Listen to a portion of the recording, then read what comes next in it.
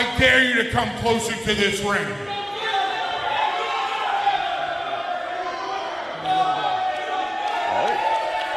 Our commissioner, a man of guts. No. Don't take one more step. Don't you dare take one more step.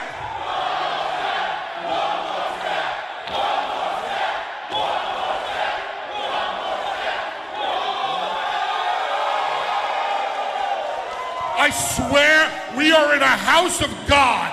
I swear to baby Jesus, if you take one more step further, I will come out of this ring and personally take that.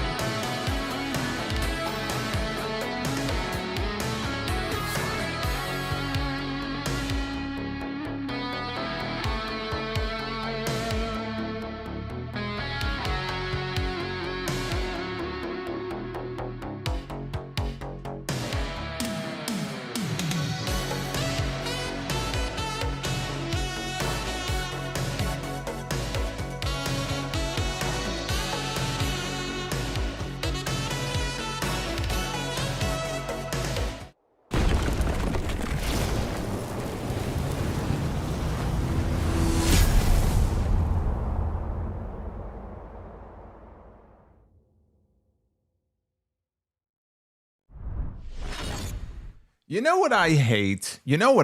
I hate when they interrupt my commercials with some of this wrestling crap. I don't like that. Thankfully, we had plenty of commercials on tonight's show to outnumber all the minutes of wrestling that we actually got. So we were in good shape. WrestlePalooza, we had Commercial Palooza here tonight. How terrified must they have been to format the show in the way that they did? They were so terrified of running out of time at the end of the show for the AJ Lee closing segment that just the way they formatted the show, I cannot remember an episode, honestly, of SmackDown or of WWE television that was this bad when it came to the number of commercials and just the things they were interrupting at various points in the show, especially in that opening match that we had after the opening segment. But my God, in between all of those commercials, though, were a couple of great segments and some not so great segments. Unfortunately, we had that as well. Actually, very forgettable segments. But what everybody was talking about coming into this show here tonight was the return of AJ Lee actually going to happen? There were people who didn't believe. I'll believe it when I see it, right? I mean, it's been 10 years. This woman hasn't been back on television in 10 years. She doesn't want to come back. If she wanted to come back, she would have been at Evolution. If she wanted to come back, she would have been in the Royal Rumble one of these years. Leave her alone. She's done. She's retired. But anybody who's been watching the television shows over the last week or two, it was plain as day, this could only be leading to one possible outcome. Anything else would be a disappointment, and WWE knew that, and they would have to be fucking idiots to set it up any other way. And so even on Monday night, when CM Punk said to Adam Pearce, "Where's SmackDown on Friday?" and Adam Pearce had to remind him that SmackDown was in Chicago, he said, "Tremendous." And you knew at that point what they were setting up for. They had a packed house in Chicago at the Allstate Arena tonight, over 16,000 people chanting this woman's name long before she even came out to the ring. They were chanting her name on Monday as well. And the way they set things up here at the end, we had Seth Rollins and Becky Lynch. If we don't get enough Seth Rollins on Mondays, we had Seth Rollins and Becky Lynch. CM Punk was in Chicago. And it was all to build to the return of his wife, the former Divas champion, for the first time since 2015 back on TV. AJ Lee is back. And in Chicago, of all places, it was the perfect setting for something like this to happen. This was like her first dance. Remember, Punk got that at the United Center. This was like her first dance. She came out. Thankfully, no Def Rebel special yet. But she came out, she got a monstrous, just insane reaction from the crowd in Chicago. Looking great, not looking all that different from the way that she walked out in 2015, skipping on down to the ring. Becky Lynch selling this like she just saw a fucking ghost. And AJ Lee getting in the ring, mixing it up with Becky Lynch, setting things in motion for what we know is coming at WrestlePalooza, although not yet announced, a mixed tag team match with Seth Rollins and Becky Lynch taking on CM Punk and AJ Lee, a perfect attraction for that show. And I don't know how long she's going to stick around for. I would think it's more than just a one-off, but even if it was just a one-off, this was the perfect scenario for her to come back. And you know, as far as what tempted her to finally come back after all this time, because Punk has been asked about this in interviews and podcasts over the years, when's AJ coming back? When's your wife going to come back? And he's always, you know, clearly he wanted her to come back, but always gave the same basic answer where it's up to her. It's not my call to make. It's up to her. If she wants to come back, if she wants to get back involved, she'll be back. And if not, then she won't. But you wonder if it's not money and it's not fame and it's not the allure of coming back, but it could just be a simple situation where she gets to work with her husband on TV. It could just be as simple as that. And for both of them, I'm sure this is just the most desirable position to be in here, because now they get to work together on TV and have fun. And that's what that closing segment was. That closing segment was a lot of fun. They gave people the happy ending that they were hoping for. The worst kept secret in wrestling? Absolutely. But, you know, for the people who were going to say, man, I wish they would have kept it a secret, they couldn't. There was no way. The fans were chanting this woman's name for over a week. The fans were willing it into existence. You would have to be an absolute moron to not have AJ Lee on the brain, either because the fans have been chanting her name and they've acknowledged it on TV, or just simple common sense, the way this story was building. It was inevitable, but it didn't take away from the moment. You listen to that reaction, that pop when her music hit and she walked out, it didn't take away from the reaction at all. And that will go down as one of the more memorable segments in SmackDown history. Now, also on this show, speaking of memorable moments, John Cena has made some memorable moments in Chicago. John Cena has made some memorable moments in that very building that they were in tonight. And this was it for him. This was not only his final hurrah in Chicago, but he confirmed that this was his last SmackDown. which kind of gives away some of the names he won't be working with in the few matches he has left. And in his final match, which is coming up in December, I thought Drew McIntyre would make for a good opponent for him in one of these upcoming matches, and that doesn't look likely at this point, because how are you going to do that if this guy isn't even going to appear on SmackDown? Doesn't mean that they can't still have him wrestle someone from SmackDown, but if Cena's not going to be on the show, it just makes it difficult. So this was it for him tonight. You talk about going out there and getting a reaction. Punk got a reaction. AJ Lee got a reaction. John Cena got a reaction. Sami Zayn got a reaction that was not the reaction I was expecting. We'll talk about that. But the John Cena stuff at the beginning of the show set up an impromptu match. We don't get these very often from him on TV. He actually wrestled. And not only did he wrestle tonight, he wrestled for a championship. We had not one but two United States Championship matches on this show in Chicago tonight that we will be talking about. And the John Cena stuff, including the match that he had with Sami Zayn, were the best parts of the show. Opening segment, or opening match / segment, and the closing segment. That was it. That was SmackDown tonight. Everything else in the middle just felt completely inconsequential. And the commercials didn't help. I mean, they really did just butcher almost the entire show. And I understand they can't be avoided, but my God, it was as bad as it's ever been. Everything in the middle, and we'll talk about the other U.S. title match as well on the women's side, and what a shame that whole just situation is right now. But there was really nothing else on this show that anybody is going to be talking about outside of AJ Lee and John Cena. Those are the two key things right there. And we're going to talk about that, as well as Brock Lesnar, who also made an impromptu appearance on the show tonight and ruined what was a great United States Championship match. This is your Friday Night SmackDown review for Friday, September 5th, 2025. I'm the Solomonster. Thank you guys for joining me here on a Friday night. Always the best way to end the week. Like and subscribe. Super chats are open. We have a bonus goal going on. There it is, pinned at the top of the chat. See if we can get Be the Booker and maybe a bonus Be the Booker. We can get one on Wednesday. Maybe we'll get two of them tonight to make up for it. I don't know. That's going to be up to you guys. But I do appreciate all of the super chat support. Shut the fuck up. Including from our boy, Jack. Fuck that tree. Jack is with us. Yes. Little Texas Chainsaw Massacre action going on here. Love to see it. Thank you, Jack, for the learning tree. You see, Chris Jericho was asked. I think he was on the red carpet. I don't know where he was, but he was asked about his situation. He actually finally commented on it. Didn't have much to say about it, but somebody actually asked him about his contractual situation. Anyway, yeah, get those super chats on in. Let me know what you thought of everything that happened on the show tonight, and we'll hang out later, and I will read all of your messages. I do appreciate it. And by the way, for those of you wondering, the little clip there at the beginning of the show, that little confrontation, a little run-in with one Bully Ray last night. And things got a little tense there for a while, but it all worked out.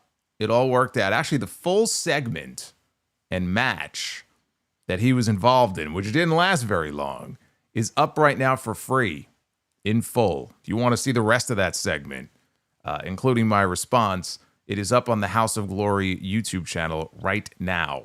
So when we're done here, you can go check that out. But let's talk about this show here, because that's why you guys are here.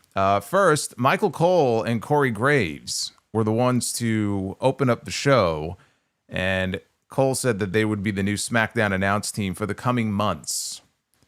So they are now on Friday nights. I would assume that means Joe Tessitore and Wade Barrett are moving over to Mondays, and that it has to do with Joe's college football commitments, because he's got to be doing college football every Saturday, at least, and maybe there's some Friday night games. I don't know about Fridays, but I would imagine that's why they've made this change. And when that season comes to an end, things will likely go back to the way they were. But Cole and Corey will be on Friday nights now, so just be aware of that. So after highlights from Clash in Paris last weekend, John Cena opened up the show for the final time here in Chicago. The very city, not only the very city, the very building where he debuted on this very show 23 years ago. When he walked out, he came to the ring to confront Kurt Angle, and he talked about ruthless aggression. And here we are now, 23 years later. He's a young, 48? Young 48 years old now. So a monster reaction for Cena when he came out here. And he took the time to absorb all the chants. Like, it looked like when you look at him, especially tonight on the show, like even when he initially walked out, like it's like he's taking a snapshot in his mind. Because I'm sure like some of these cities more than others, like it does mean, how could it not mean something to you? Look at the career this guy had in this company. Look at all the shit that he has done, right? And everything they put on his shoulders, and they made him the guy, and all the different matches that he's had, and the injuries and everything that goes with having a long run on top the way that he did. It's got to mean something, because now he knows, like, he's only got like a little over half a dozen appearances left. And even less than that when it comes to actual matches. Things are winding down. They just announced today, his final Madison Square Garden appearance, coming up on November 17th.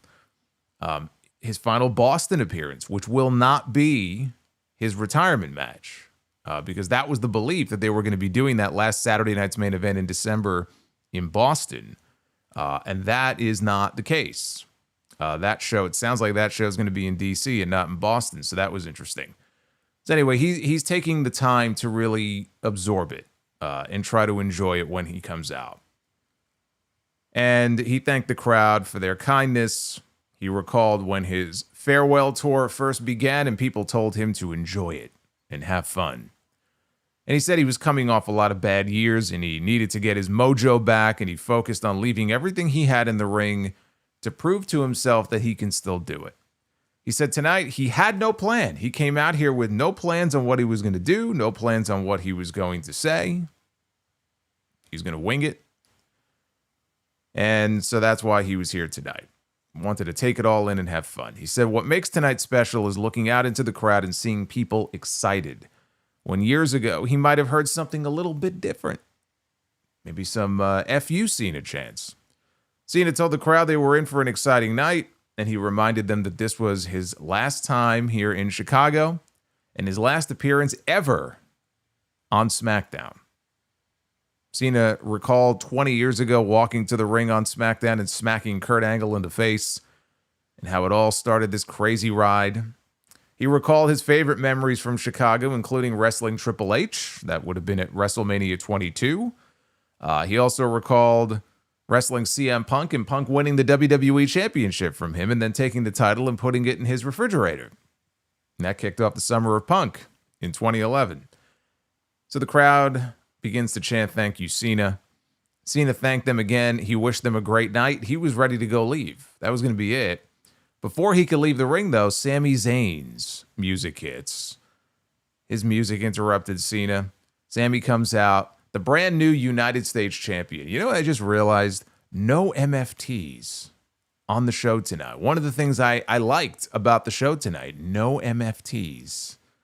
We didn't have Solo Sikoa and Jacob, or not Jacob, I wish we had Jacob. Solo Sikoa and Tala Tonga and JC Mateo and the great Tonga Loa. Nowhere to be found on the show tonight. It's nice.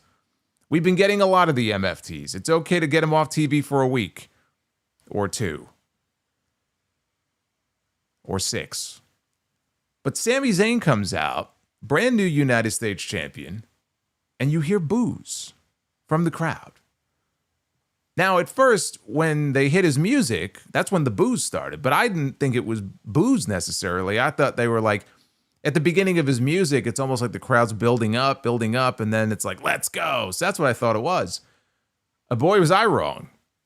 Sami Zayn, he comes down to the ring, and you hear the boos. The people are booing him, and I have no idea where this came from. It's not as if Sami has been dealing with some boos in certain cities and certain places. Sami is a babyface. Sami is beloved by the WWE crowds. It's not even Cody in some places was getting some boos. You don't really hear that with Sami. So I'm watching this, and I know it's Chicago, and I mean, whatever the hell that means. It's like, oh, it's New York. It's like, what the fuck does that mean? I hear people say that sometimes. But I guess you just never know how they're going to react. I was not expecting this. This was like, wow. I don't know where this came from, but okay. He interrupted Cena, but Cena was about to leave. So why boo? Why boo the man? I don't know. Cena said that it was happy hour in Chicago and he was there for the booze. Look at this. John Cena, if you could believe it, John Cena with a Duff's Vids joke. He's there for the booze, he said. Funny.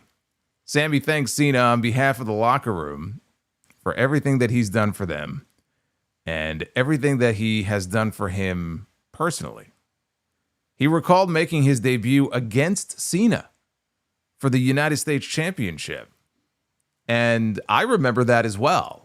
I remember that Bret Hart was there that night, and I remember that Bret Hart actually introduced Sami Zayn to the ring. This is when Cena was doing the U.S. title open challenge 10 years ago, funny enough. The same year that AJ Lee last made her appearance. Bret Hart was there. They were in Canada, I believe.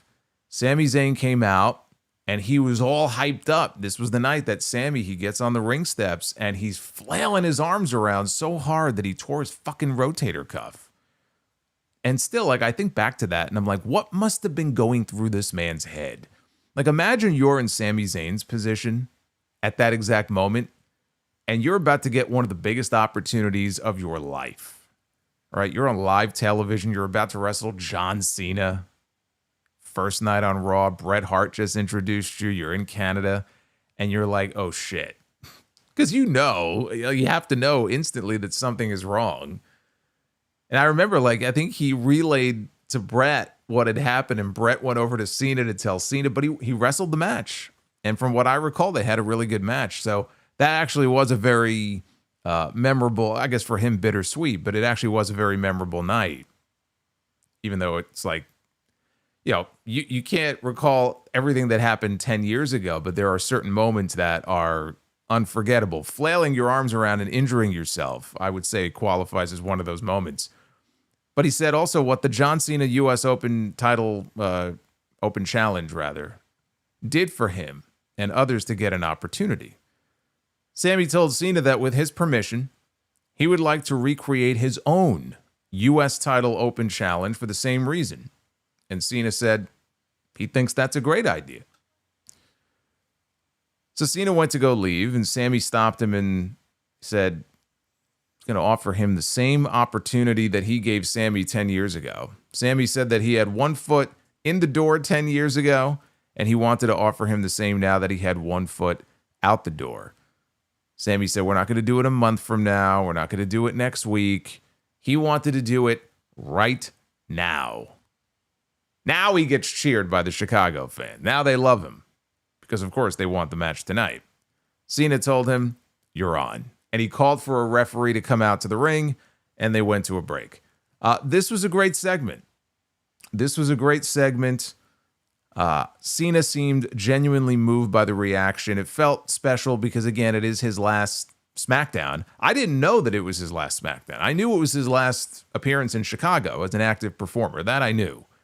I did not know that tonight was going to be his last SmackDown. So when he said that, that caught me off guard. So it was a special segment in that way. I like the interaction with him and Sammy. Again, I don't know what was up with the crowd other than just it was a very pro John Cena crowd. And obviously during their match, they wanted to see Cena win and win the championship. So I could understand them booing Sammy, even in the course of the match maybe. But the reaction to Sammy when he initially came out, that I was not expecting.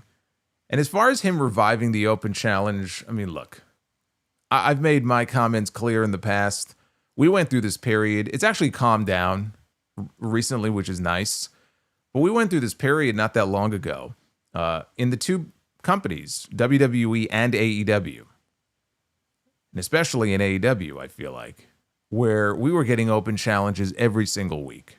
And it's not like they've all gone away, but it was happening so often. And it felt like it was just being used as a lazy crutch by people who didn't know what to do with the Intercontinental title or the TNT title or the US title, whatever it would be. And so we'll just do open challenges with all the championships. And it's like, what a lazy fucking thing to do. Taking that concept and just beating it into the ground. And it was too much. I'm fine with an open challenge here and there, but like it just became too much. So it's kind of died down a little bit. And here I don't mind it just because he told John Cena, look, I loved when you did the US title open challenge 10 years ago. And with your permission, I'd like to just recreate that myself. You know, basically asking for Cena's blessing. And Cena gave him his blessing. So I don't mind it so much. I mean, it's still, yeah, I wish they could come up with a solid story for him with that championship. Maybe out of one of these open challenges, something will come out of it. But I like that aspect that they at least drew parallels to the one, because the one Cena did was fantastic, 10 years ago. And again, we'll see what happens as far as Cena's remaining opponents once he gets beyond Brock Lesnar. Because Drew McIntyre was on my personal short list of people that I think would have made for a great opponent or challenger for him. It could still happen. I just think it makes it a hell of a lot less likely given that McIntyre is on SmackDown. And if Cena's not going to be making any television appearances on SmackDown, that doesn't excite me. Him being promoted for a match against somebody that he's not going to be on TV to help promote, I think is a poor use of John Cena. So they may have just closed the door on a possible John Cena-Drew McIntyre match. On the other hand, if Gunther is back in the next, couple of months, they could still do Cena and Gunther, right? Because Gunther's on Raw. AJ Styles is on Raw. So, I mean, they have options on Monday night that would be fine if that's the direction they wanted to go in. But we had John Cena against Sami Zayn. This was a United States Championship match here as part of the Open Challenge. And the crowd was amped up for this match. Pro John Cena all the way, very much anti-Sami Zayn. They wanted to see John Cena win that U.S. title. The match was joined already in progress as Cena and Sami locked up in the middle of the ring. Sami attempted a springboard leapfrog early on. It didn't go the way he wanted it to, but he hit a clothesline anyway. Sami whipped Cena hard into the corner, which got more boos from the crowd. Cena then threw Sami with a hard Irish whip that sent him flying into the corner. And it was back to another commercial. Picture in picture. This was not even 5 or 6 minutes since the last one. And they were already into another commercial. Now they returned with Sami being hoisted up by Cena for an attitude adjustment attempt. Champion escaped. Cena turned Sami's attempt at a springboard move into an attitude adjustment. He could not pick up the 3 count. As Cena recovered, Sami tried to hit an exploder. That got countered into a Kevin Owens-style pop-up powerbomb by Cena. Sami Zayn then missed a haluva kick after he recovered, and Cena caught him with an angle slam in slow motion. This was the slowest angle slam that you will ever see. But he hit an angle slam, which, according to Michael Cole, was a back suplex. And I watched this and I go, that is definitely not a back suplex, quote unquote. That is an angle slam. And I have no idea how this was lost on Michael Cole, because he just called it like any other move. And Cole is usually on point with stuff. I mean, he's been there long enough. He's been there for all of Cena's career. He was probably calling SmackDown that night when he debuted against Kurt Angle. I don't know how it was lost on him that not only was it a angle slam, but it was tied into the fact that in this building, in this city, in his SmackDown debut, John Cena wrestled Kurt Angle. Somehow he missed that. Thankfully, Corey, he didn't. And so Corey did mention that. But yeah, I don't know how Cole missed that point. So both men traded strikes until we got a double clothesline into a double down. And that took us into another picture-in-picture break. So here's the thing about this match. As much as I love this match, they absolutely butchered this match with commercials. And my bad, okay? It's my own fault because I have been using my ExpressVPN for all of these international shows the last few weeks. And the thought never occurred to me to use it for this show tonight. I was using it because I wanted to watch the shows early, or I should have been. People were like, you should be watching it on Netflix with the VPN. You're absolutely right. I fucked up. But nonetheless, it was still quite ridiculous. And especially in the middle of this match. And this is why, when they announced that Saturday night's main event was no longer being aired on NBC, I said that's a great thing. Because if John Cena is going to be wrestling his retirement match, imagine this was his retirement match and they go to break every 3 minutes. If they would have had his retirement match on NBC in December, it would have been an absolute fucking disaster. At least now it'll be streaming on Peacock and we should not have these mid-match interruptions in this way. So that show no longer being on NBC is a great thing. And this is why. So during the commercial break, I should mention the first commercial break earlier that they took. Sammy hit a Blue Thunder Bomb that got a near fall.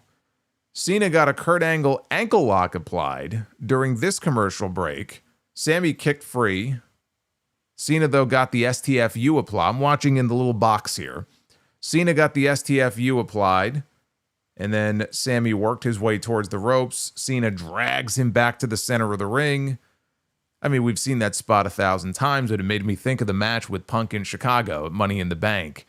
He got he got Punk rather in the STF. Punk is inching towards the ropes. Cena pulls him back to the center of the ring. And I remember the crowd, I'll never forget, the crowd for that match was just absolutely out of their minds. That's what makes that match so special. I mean, that's a 5-star match. And so they did that spot here, and you can see that the people are losing their minds, but you can't hear a fucking thing. You can't hear anything. I hear a fucking Pizza Hut commercial is what I hear. So it would have been nice to hear, as Sammy is struggling not to tap out, but you didn't hear anything. Unless, of course, you're watching this either internationally or with a VPN. But otherwise, we didn't get the sounds of this. We didn't get the audio here. When they came back full screen, they replayed what had happened. And the replay was then interrupted by Sammy hitting the haluva kick. Cena, though, kicked out. Cena managed to then catch Sammy with a go-to-sleep here in Chicago. So you can imagine the reaction that got. Covered him. Sammy kicks out. Sami Zayn kicked out of a lot of big moves here in this match. He went full Super Cena in this match. So in the corner, Cena was sizing up Sammy, and he motioned for him to get up. And he's clearly paying homage to one of his all-time great rivals. In my opinion, his second greatest rival behind CM Punk, which is Edge. And, because he's doing the Edge motion, he's losing his mind, he's freaking out, he's bouncing up and down in the corner. And then he comes out and he hits a spear. And Sammy kicks out. This led to Michael Cole mentioning Cena's past battles with the big dog, Roman Reigns. I'm like, are you fucking kidding me? Are you fucking kidding me? Now, it's possible that Michael Cole was just out to lunch on this show tonight. Otherwise, how petty can you be that you cannot even mention Edge? Like, we just saw Clash in Paris. We got a Claudio. We got a Cesaro mention, okay? You mean to tell me that you can't say Edge or that Cole didn't pick up on him doing the Edge mannerisms? Because, again, he was going through, he was cycling through some of his greatest opponents. Kevin Owens with the pop-up powerbomb, right? CM Punk with the go-to-sleep. Edge with the spear. Cena had 2 matches, I think, in his entire career with Roman Reigns. One of them, the first one, wasn't really anything special, and the second one was even worse. That was at SummerSlam a few years ago. There's not some classic rivalry or feud, okay, between John Cena and Roman Reigns. But nevertheless, Michael Cole either didn't pick up on it, or you're not allowed to say, shh, not allowed to say the unmentionable word. So the fans picked up on Cena stealing moves from his past rivals. They started chanting RKO. Can we get an RKO next?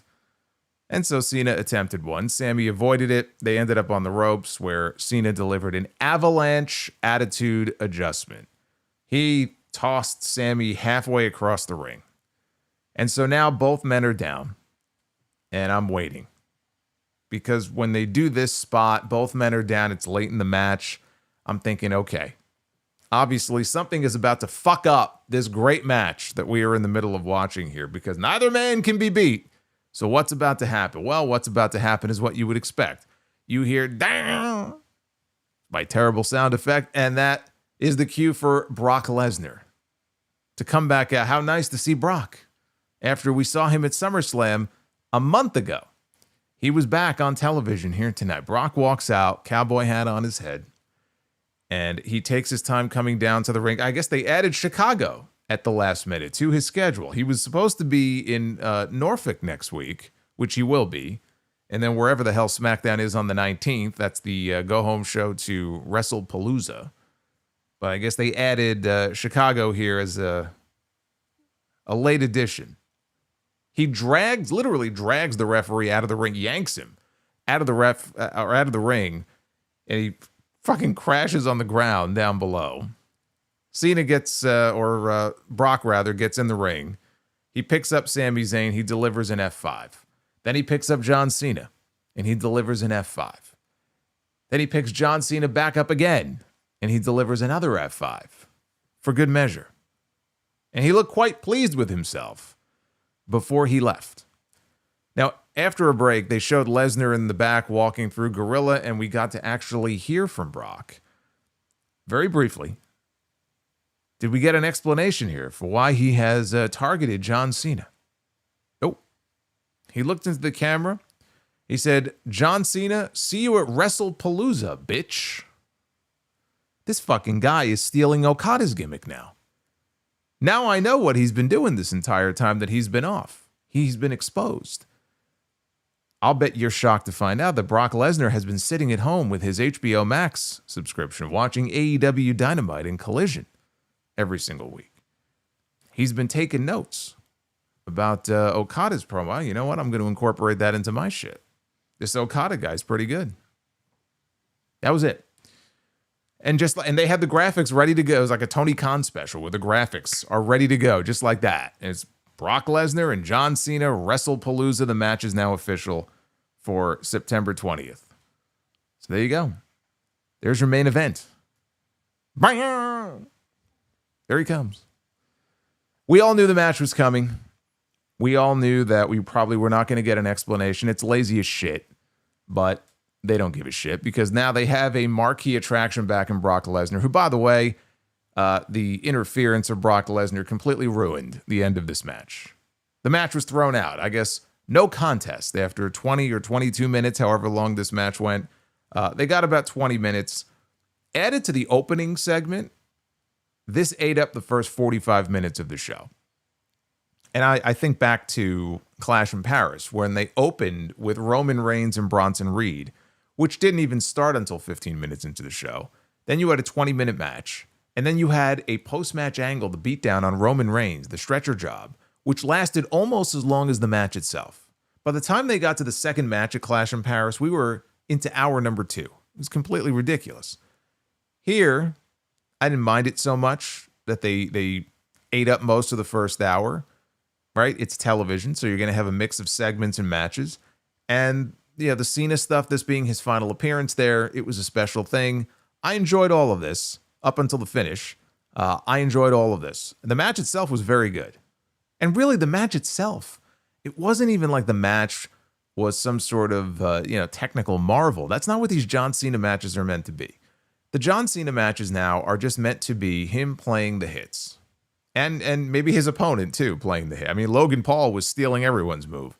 But that's what Cena's doing. He's paying respect. He's paying homage to people that he has worked with, that he has respected and admired and worked with in the ring over the course of his entire career.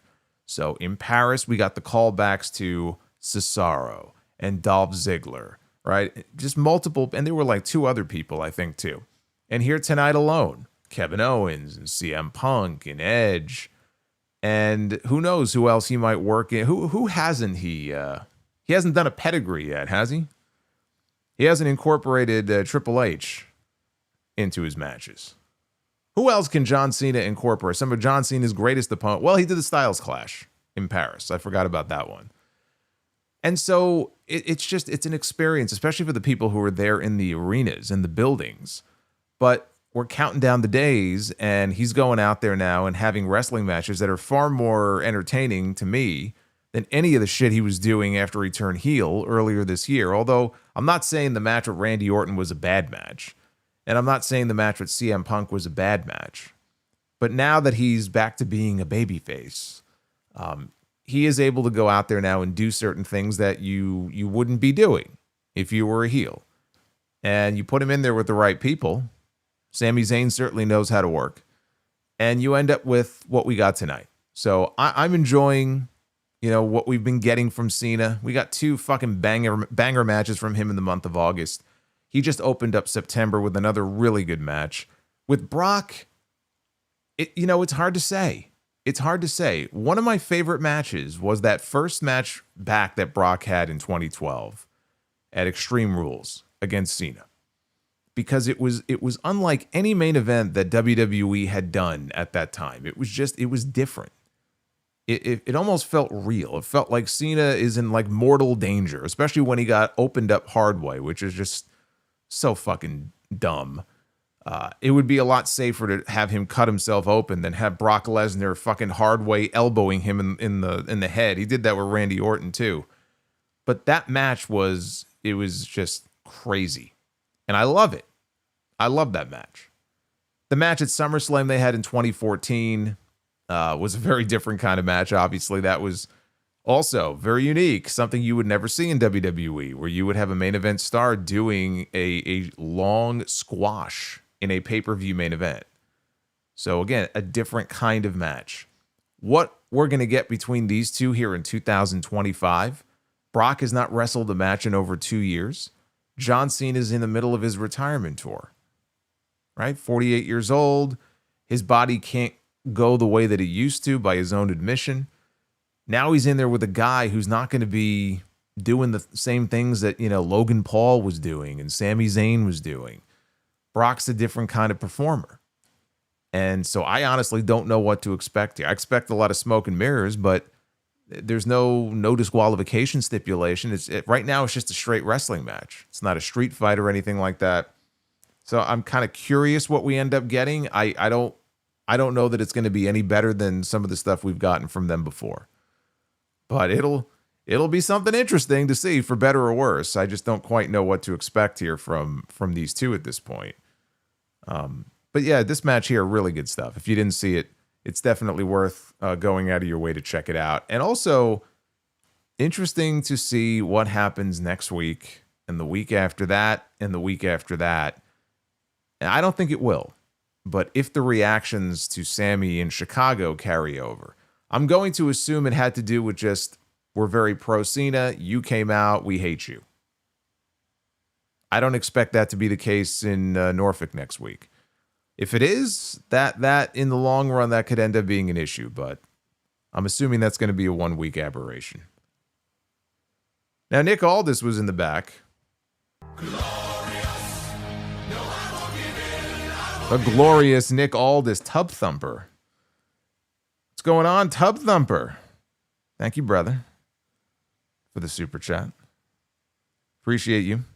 Again, I'm going to get to all your messages. It's the amazing Gunther.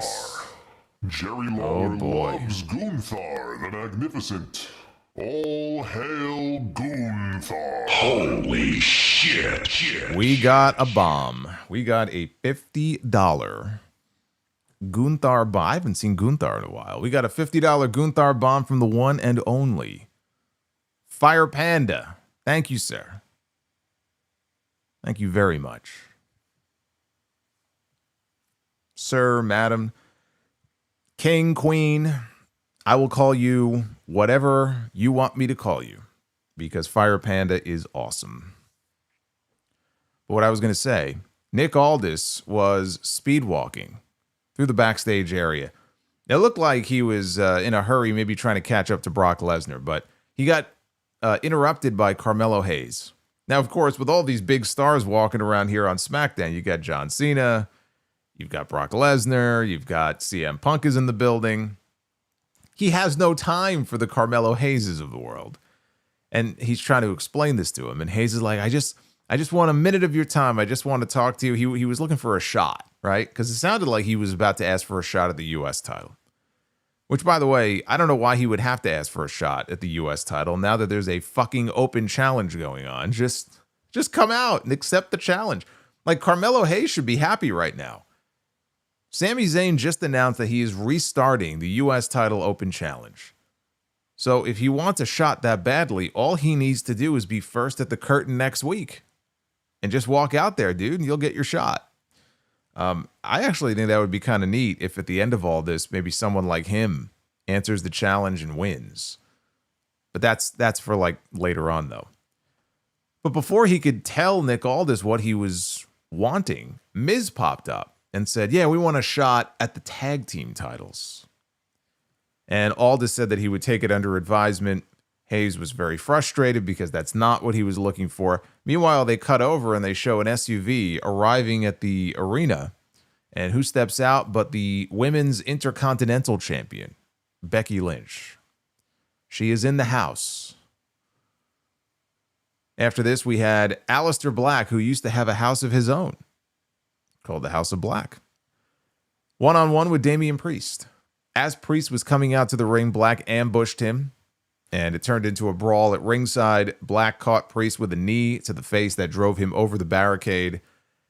And we got another commercial break. You know, I may have to start reviewing the commercials.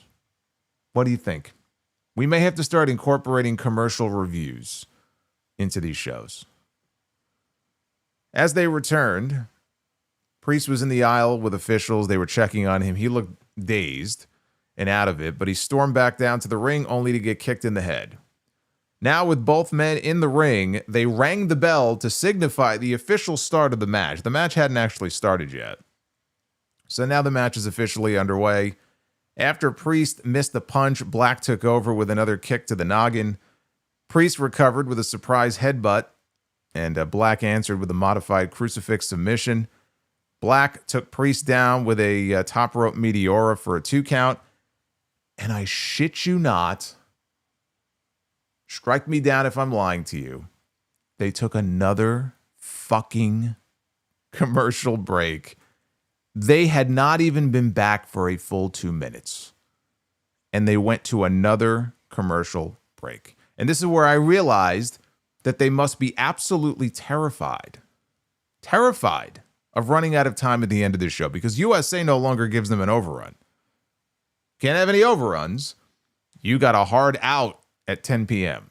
And they obviously didn't want to run out of time for the closing segment. This whole show was built around the closing segment.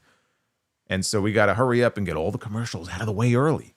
So we got plenty of time for what's coming up later on in the show. So the action resumed with Priest attempting a razor's edge and a chokeslam, but Black avoided both moves. He landed a kick for a 2 count. Are we at 457 likes? Look at that. Be the Booker unlocked.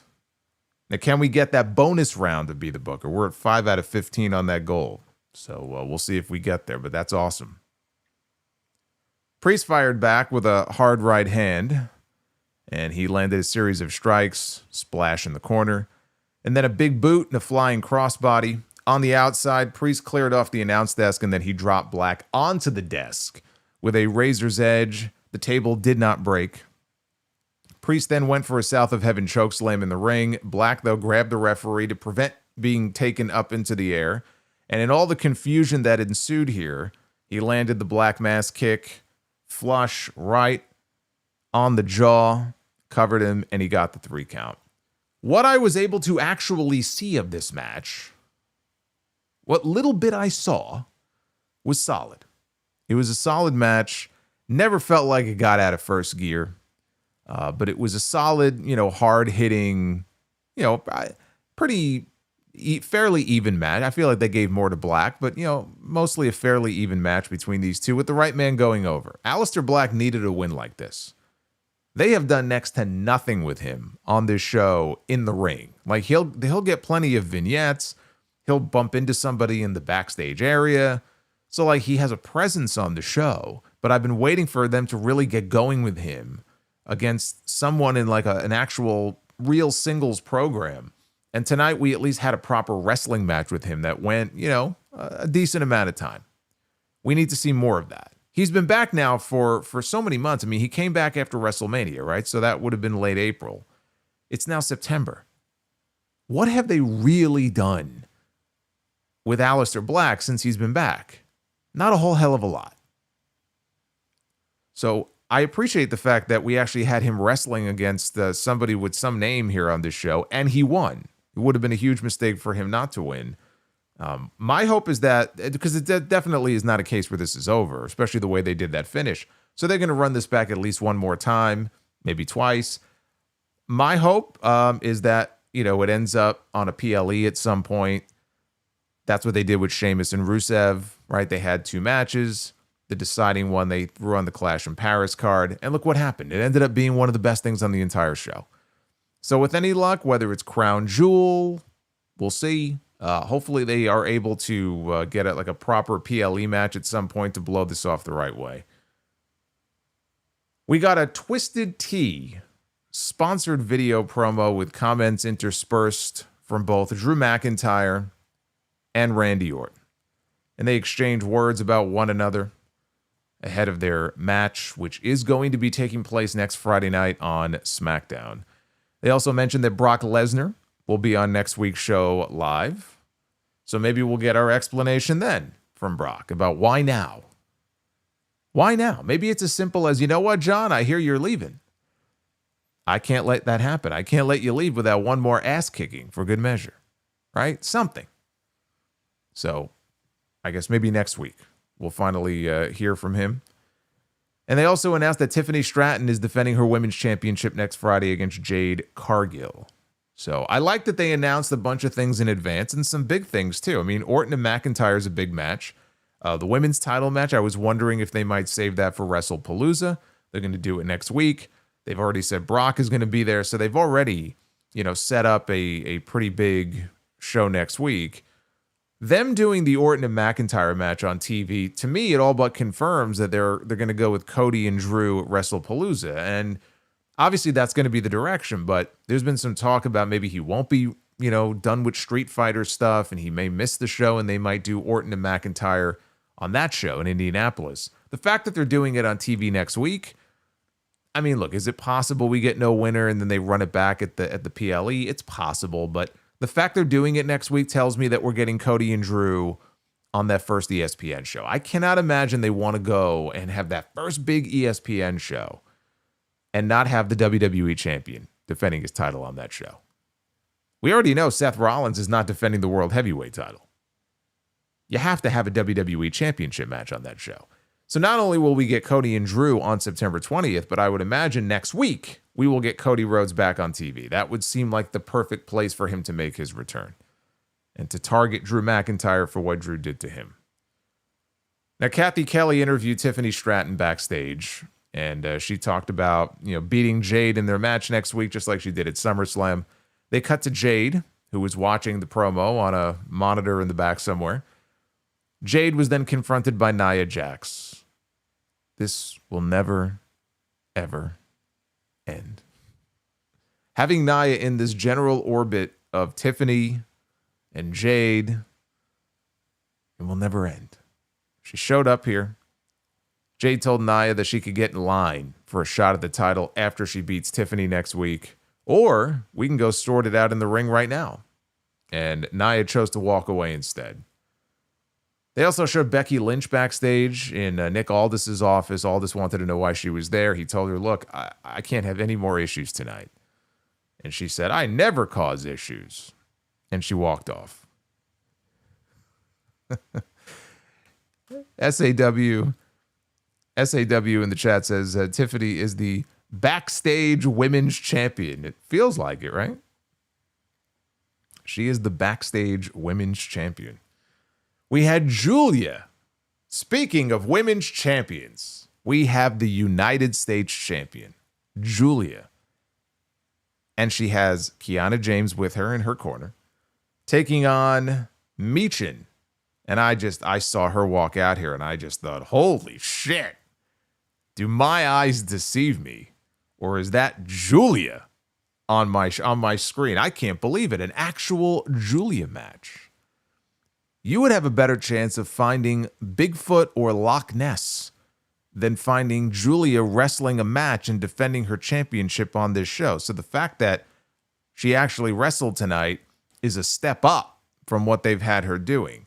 But she's on her way out to the ring, and thankfully, we went to commercial. 60 seconds into this, so I don't want to be too overwhelmed by this wrestling shit. So thankfully, they went to a commercial break 60 seconds into this. They come back from break. Both women are trading headbutts and German suplexes, followed by a double kick that left both women down. Michin landed a cannonball in the corner. She went for eat defeat. Julia countered with a Northern Lights bomb for a 2 count. Michin responded with a sit-out power bomb for a near fall. So at this point, Kiana James gets up on the apron because apparently Julia cannot beat Michin without some help. Kiana James gets up on the apron. We got a very clunky looking spot here where Julia, I believe she fell into the ropes, like into the second rope, and Kiana had to sell it, and Kiana ended up basically draped over the middle rope from the apron, and Michin dropped a leg on her. This just looked terrible. Unfortunately for Michin, that left her open to Julia's arrivederci knee, and then Julia got the 3 count. And after the match was over, Kiana attacked Michin and had to be pulled away by referees. Yeah.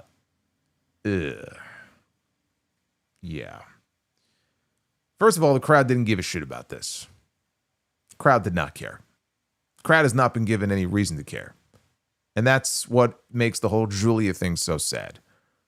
They were very quick and very eager to put a championship on her. And then the follow-up to that has been horrendous. And when Julia comes out and gets crickets, people notice this, and people will blame Julia for this. I'm sure it's already happening, but if it isn't, it will be soon. And people will be talking about how Julia is not over, this is not working, blah, blah, blah, blah, blah, blah, blah, blah. Let me ask you a question. What has WWE done exactly to help get Julia over on this show?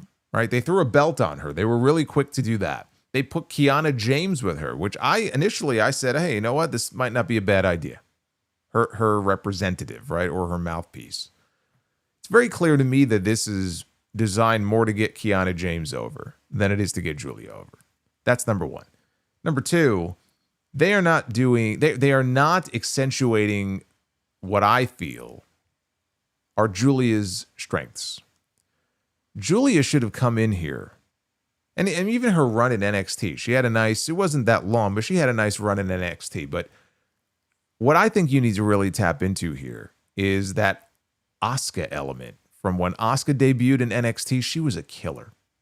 She was a killer. She would work, kind of a little on the stiff side in her matches, but they portrayed her, and they did this with Shayna Baszler in NXT as well. So it's a formula that fucking works, but they portrayed these women like killers, right? And they're unstoppable. Nobody can beat them. They're vicious in the ring. That's what makes them different. That's what they needed to do with Julia. If you ever saw Julia wrestle any of her matches outside of WWE, I mean, that should have been obvious. Like, that's the right way to portray her on TV. There is nothing about her and her presentation that screams, dangerous in the way that Julia used to be dangerous. There's nothing about her presentation that really would give anybody a reason to be invested in her. Whether it's as a babyface or a heel, it doesn't matter. I mean, look, she's a beautiful woman. She's the beautiful madness. And she obviously can wrestle, and that's great. So can everybody else on the fucking roster. That's why they're on TV. Of course they can wrestle. What is it about them that separates them from everybody else in the division? They put somebody with her. So what? She doesn't do anything on these shows. So when she gets a fucking match, of course, nobody is going to react and nobody is going to care. People are going to sit on their hands and they're not going to give a shit. And the more that this continues, it will not work. And then eventually they'll take the title off of her. And who the hell knows what's going to happen with Julia? It just makes me sad. I was so excited, we're finally going to get Julia on TV. What I've seen of her is really cool. She looks cool. And this woman is going to be a star, right? She just has that, that intangible, whatever it is about her. she can be a star. You know, in a similar way that Asuka became a star. She also had a certain charisma about her, but you were a little afraid of her. And Julia could have had that. She does not have that right now. They have watered down, they have neutered her. And they have to change that. She can be a real player in that division. She could have a solid run as the United States champion. There's nothing solid about what they have done with her so far since putting that title on her. It's been nothing but a complete disappointment. She could hardly buy television time on most weeks. People have no reason to care. They have no reason to care. And what they did here was kind of the bare minimum of what they can do. You know, your prototypical kind of get in and get out, you know, mid-card women's match here on SmackDown. Nobody will remember it tomorrow. Nobody has a reason to. Especially not with everything else that was on the show tonight. It was a complete afterthought. They had time to kill in the middle of the show, so this is what they gave us. But they're putting in the bare minimum effort. I don't see how that helps Julia. Putting a title on somebody isn't enough. It's what you do with it. The wrestler makes the title. The title doesn't make the wrestler. What they are doing with the wrestler right now is underwhelming. And it's unbelievable to me when I look at the way that the U.S. title on SmackDown has been portrayed and booked and treated as compared to the women's Intercontinental title on Raw. Becky Lynch was on SmackDown tonight. She's making appearances on both shows. Can you imagine Julia showing up on Raw? Who would care? But Becky Lynch, man, she's on Raw. She's in the main event segment. She's back on SmackDown. She's in the main event segment. She's having these killer matches with Lyra Valkyria and different people. And we won't mention Nikki Bella's match, but look at what they've done with Becky Lynch. Look at what they've done with Julia. You tell me. We got a video recap of the Secret Hervis last week, taking out Charlotte Flair's knee. Backstage live, Charlotte was, I guess, in the trainer's room, and she was lamenting her injury, her storyline injury, when Alexa Bliss showed up to play doctor, right down to a Dr. Lily doll, and to assure Charlotte that the power of friendship will heal her pain. Well, it was 2 minutes of my life I can never get back. Moving on. Actually, even worse, after this, I heard, "Burn it down!" And I'm like, oh God. He's here. We get him on Mondays. We get the Vision enough on Mondays. Now he's on Fridays. It's Seth Rollins, the World Heavyweight Champion, making an unannounced appearance. And he comes out in the crowd. He strutted out. He was on like the concourse for the closing segment. But first, a commercial. They come back from commercial. Rollins said that tonight, he's still in the crowd. And Rollins says, tonight we would all be witnesses to history because the legend of Chicago's hometown hero CM Punk would die for good. And to do the honors with him, Rollins introduced his sexy, brilliant, incredible Irish wife, Becky Lynch. And Becky made her way out to the ring while Rollins stayed in the crowd. You know, I think, honestly, I am having commercial PTSD watching these shows because he said a few words here and he introduced Becky, and I'm just like, I'm ready for it. Like, I'm ready for another commercial. I'm like, give it to me. Give it to me. I'm thinking a commercial break is coming. I'm jonesing for one, you know? And then there was no commercial. I'm like, oh my God, I think we're done. I think we're done for the night with the commercials. I think we are. I'm losing my fucking mind watching these shows. So, Becky Lynch comes out, and the crowd showers her with chants of AJ Lee. And she says, "How dare you chant another person's name while I'm standing in this ring?" And she boasted about being the greatest women's wrestler of all time. And it wasn't just her saying it. She mentioned Sports Illustrated said it. I think Sports Illustrated said it. And then she started insulting all of the Chicago sports teams, one by one. So she said the Blackhawks suck, and the Cubs suck, and the Bulls suck, CM Punk sucks, and all of you suck. So Punk entered to a massive reaction From his hometown crowd, he made his way down to the ring. Now, again, Seth is still in the crowd. So in the ring, it is CM Punk and it is Becky Lynch. Punk said that this wasn't about Becky, but rather her cowardly husband hiding up in a skybox. He wasn't really in a skybox.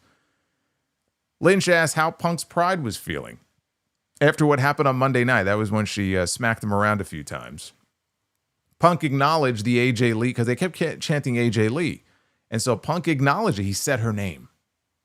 He did the thing. Before she even came out, he acknowledged the AJ Lee chants. He then asked Becky, do you actually think that I don't have shooters who wouldn't get into the ring and kick your ass? He called out his sister. My sister's here in the crowd. He mentioned Bayley. He mentioned Rhea Ripley. Maybe Rhea Ripley will show up and will kick Becky's ass. So basically, by process of elimination here, he's eliminating all the options for who might be coming out here in the spot. So we knew it wasn't going to be Bayley, and we knew it wasn't going to be Rhea Ripley, and we knew it wasn't going to be CM Punk's sister. What an amazing surprise that would be if it was his sister. So he rules all of them out, basically. She slapped him again, smacked him right across the face, dared him to find somebody to fight her. So Punk leaves the ring. He starts speaking from the floor. He says that this crowd knows that he would never put his hands on a lady. But thankfully, he has somebody who will. And then it happened. AJ Lee's music hits. Her old music. The music that we last heard her using in WWE. I don't know if that probably wasn't Jim Johnson. That was probably CFOs at that point. But whoever did it, it was not Def Rebel. It was not some Def Rebel monstrosity. Not yet. Give it time. But for now, she still has her old music, and everybody in Chicago lost their minds. And this fucking building, they went nuts. Because it's been 10 years. And it's Chicago, and she's married to CM Punk. So, of course, they love AJ Lee. She comes out, and again, not unexpected, but just an insane reaction for her. And she looks great, and she skips her way down to the ring like it was 2015 all over again. And you hear, light it up, light it up. Don't tell Travis Scott, he'll light it up. And so she sees Punk and kind of smiles at him because Punk is standing right there by the apron. And then she proceeds to skip all around the ring outside.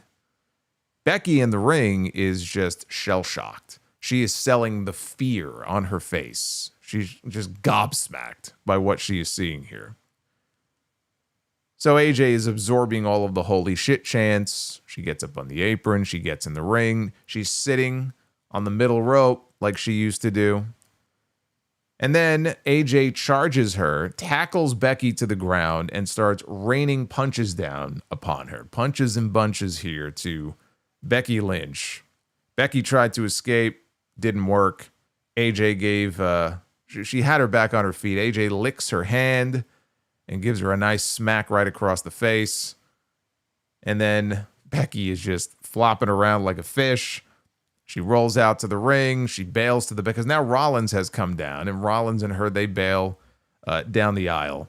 Punk gets back in the ring, and AJ jumps into his arms, as she did with so many other people when she was being pushed. All the angles that she did with remember Kane? Remember that episode of Raw where AJ came down with a Kane mask on?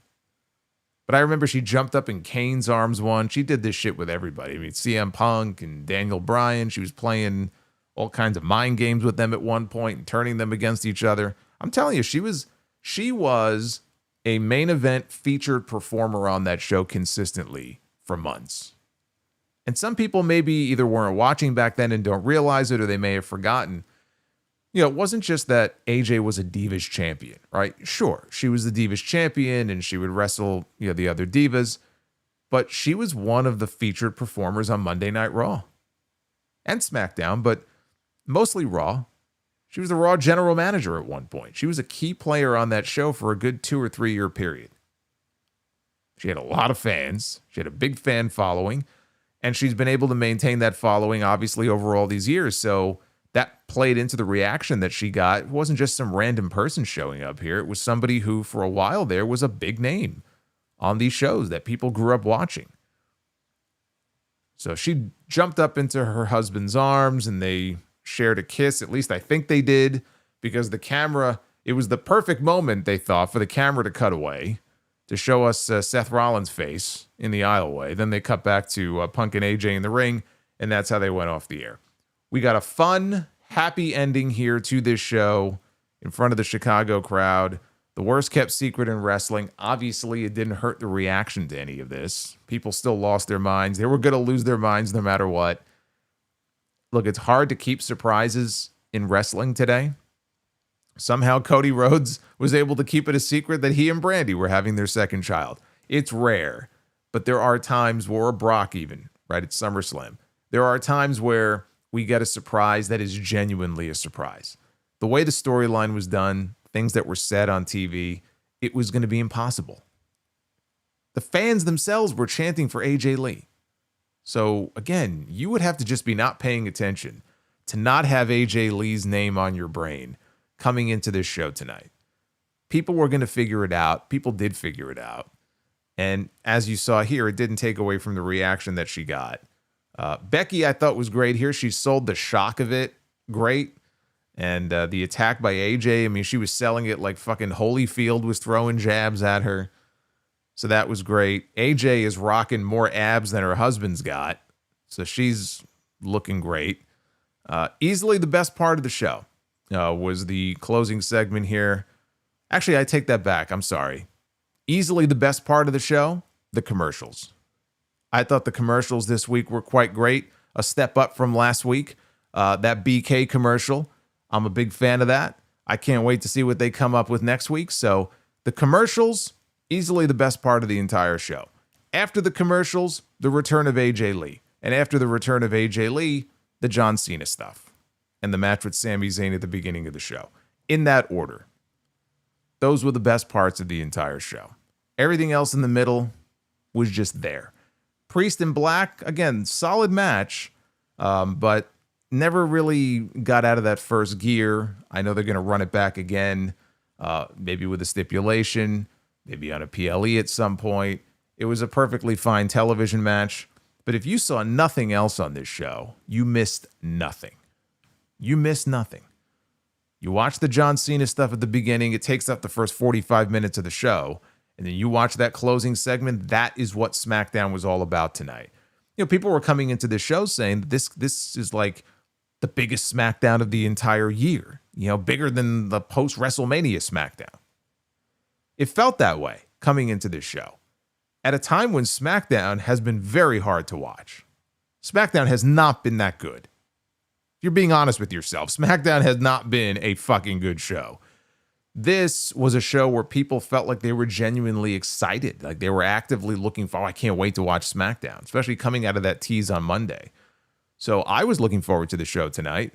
And the key segments that had to deliver, they did what they had to do. But you take one or both of those out, and boy, this show is in some trouble right now. And it doesn't help that they've been without the WWE champion now for, what's it been, 3 weeks? Maybe a month? Probably about 3 weeks, right? Since they did the injury angle with Cody. It's tough. John Cena's not on the show every week. John Cena's not on the show at all anymore. Brock is back, and Brock's part-time at best. Cody's been away filming his movie. Kevin Owens got hurt. It sucks he's not around anymore. Randy Orton barely shows up. You know, he's got that sweet schedule. Good for him, man. He's earned it, but it hurts the rest of the show. That's why we get the MFT so much. That's why they feel so overexposed. I mean, I'd be very happy for them to overexpose a faction if they actually had a story that was ongoing that was interesting. And for a while, that was the Bloodline until they ran that into the ground, and they did everything they could with it. But for a while there, especially when Sammy was part of the Bloodline, that was appointment television here on this show, like episodic, week-to-week television, developing stories and characters, and it carried SmackDown until it didn't. They don't have anything like that right now. The MFTs, they ain't it. They just don't have anything like that on this show right now. So tonight, the excitement level was there. I wish that it could be there like that every week. Next week, they've already announced McIntyre and Randy Orton. They've already announced a women's championship match with Tiffany and Jade. Brock will be there. So they've already told you there's some big things happening on the show next week. Hopefully, some of this can carry over to that. Let's take a look at the Twitter poll, the report card. How would you grade SmackDown from Chicago? 66% give this show a A grade. 23.8% give this show a B. Just 4.5% give this show a C. See, I would have given this show a C because, as the Cookie Monster would say, C is for commercials. And then 5.8% give this show a D. That's with almost 2,000 votes in. Look at that shit. So you can vote and follow along at Solomonster. 8 out of 15 on the bonus super chat goal. That's for the bonus Be the Booker. We're getting Be the Booker no matter what tonight. Let's see here. What song do I want to use? And we'll go with this. Let's take a look at your messages.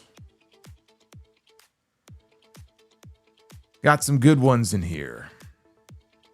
Retro says, most weeks I forget the MFTs even exist. How is that possible? They're all over these shows, dude. How do you forget? If there's one thing I can't say, it's that I forget about the MFTs. They don't let me forget about the MFTs. It's impossible to forget about the MFTs. What show are you watching?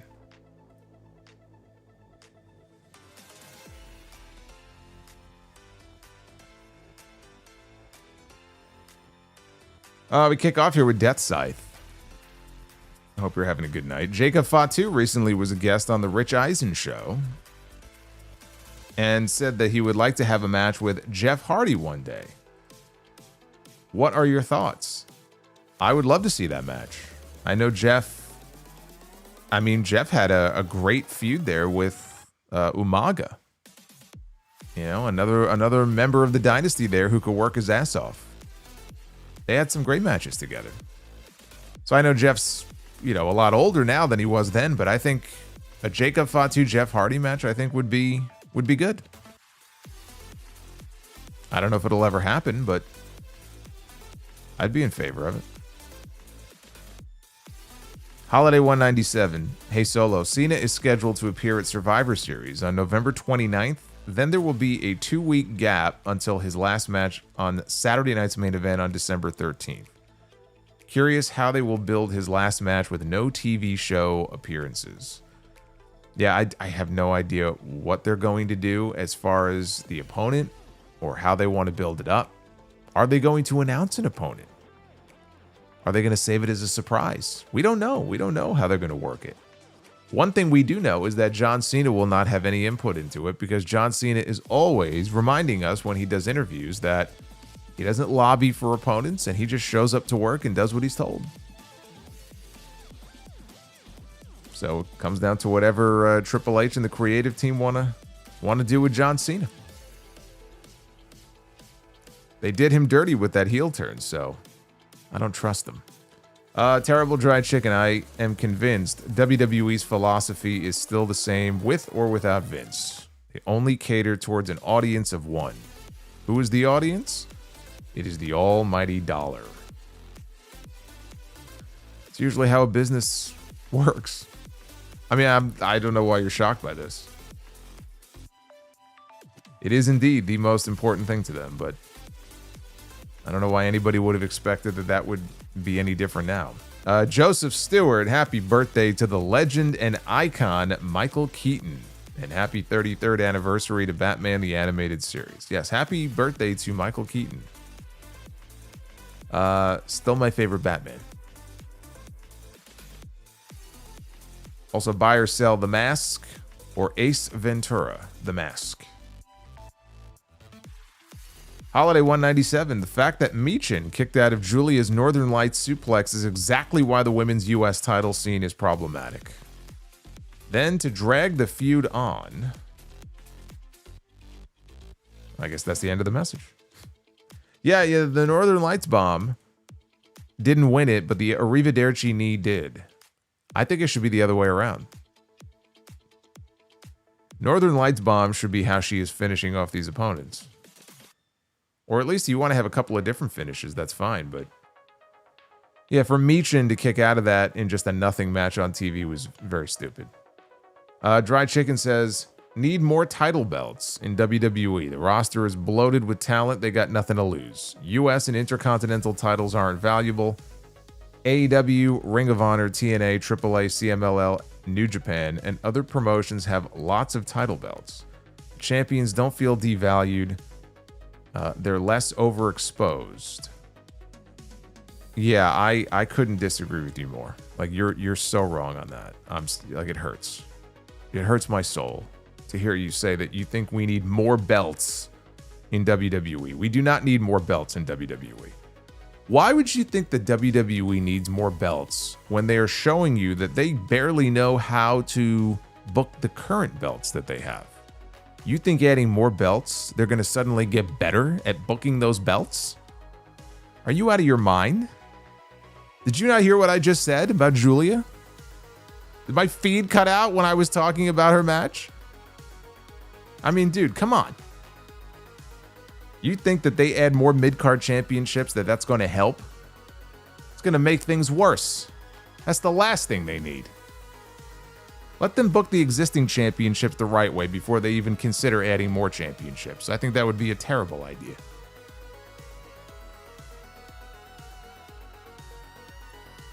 They want to buy more belts to hold up their pants. That's fine. Championship belts? Absolutely not. He also says, CM Punk told AJ Lee, I have the time of my life and I owe it all to you. CM Punk and AJ Lee are going to have bad ideas for both Seth and Becky. Did AJ? I don't even think AJ had a finish. Does she have a finishing maneuver? I don't even remember. Dennis Hickey. Hey Solo, love your videos. Have you watched Dexter or Dexter Resurrection? If you did, what was your opinions on it? No spoilers. You know, a good friend of mine was a big fan of the original Dexter series. I never watched it, although there was some. Now, was there one or two spin-off or prequel series? Because I know one of them just got canceled. And apparently the first season was very well received and did well, and they just announced that after announcing it was greenlit, I think, for a second season, they just announced that, in fact, it's canceled because they're trying to save money. But no, I haven't seen any of the Dexter shows. Anthony Wolf, hey Solo, signed up for a VPN with your link and watched SmackDown for the first time in years. Thanks for the help and all you do. Well, that's very cool, Anthony. I'm very happy to hear it. I should have remembered to do that tonight, because I too am paying for that VPN, and it is a great resource, and it would have saved me a lot of commercials tonight had I used it to watch this SmackDown show. That link, by the way, is in the description down below. You too can take advantage of it. Only if you're a sound off listener. Birthday Boy. At this point, WWE is unwatchable, and AJ's return changes nothing.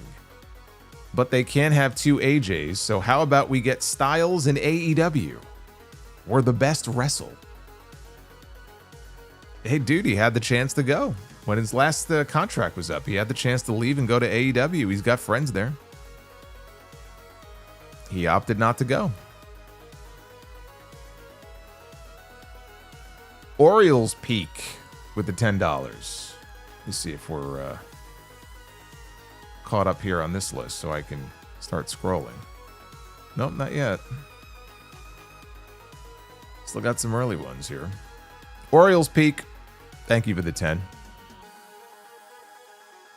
Says between Naomi, Nikki, Alexa, Trish, and AJ Lee. That's why I never listened to anyone who disrespected the Divas era. They never suffer from lack of talent. They suffered from lack of opportunities. Well, it was a lack of opportunities and in some cases a lack of talent. Not necessarily in the names you've mentioned, but there were definitely some women in the ring who had no business being in the ring. Broly7 says it took Becky for something interesting with the women to occur on SmackDown. They desperately need help, and a draft compared to Raw is night and day. There is no draft needed. Broly, there's no draft. You don't need a draft. The draft is a dead concept. You can move the chess pieces around anytime you want to. You can have trades between the two general managers. We do not need a draft. At least not the way they used to do it. Because those draft TV shows that they do are fucking boring. I don't ever want to see a draft show for the rest of my life. Orioles Peak. Bring Total Divas and the Divas Championship back. Orioles Peak. I'm sorry, brother. I'm sorry. Alex with a $10 super chat. What's going on, Alex? Alex says she may not be the greatest female in-ring wrestler, but AJ Lee's charisma and personality is generational. Fantastic opener and closing segments. And thank you for another excellent review. Thank you, Alex. I appreciate that. Jack Glancy with a learning tree. Let's all thank Jungle Jackoff, Tony Clown, and the Young Cucks for making this possible. AJ is still and always will be fine. CM Punk is a lucky SOB. He married well. He married well. Bobby Means. On September 20th, it's AEW's All Out versus WWE's WrestlePalooza. After the results of tonight, I'm afraid All Out is officially on life support. Well, they're no longer head-to-head directly. Actually, they will be, but only briefly now. I'll have a lot more to say about that on the Sound-Off this weekend. Death Scythe, if we get Punk and Cody at WrestleMania one of these years, do you think that it could potentially be this generation's Rock Austin at WrestleMania X7? I don't. I don't like making those comparisons. I mean, like, what does that even mean, right? Austin Rock at WrestleMania 17 was an excellent match. Does that are you saying that Cody and Punk will have an excellent WrestleMania main event? Probably, yeah. I would hope so. Comparing it to Rock and Austin, though, is it going to be remembered 20 years from now as the greatest or one of the greatest WrestleMania main events of all time? Probably not. Is it going to be a generational match? Probably not. But, like, I hate even making those comparisons. Holiday says, I believe that if they do Seth and Punk at WrestleMania, it has to be inside Hell in a Cell to close their feud.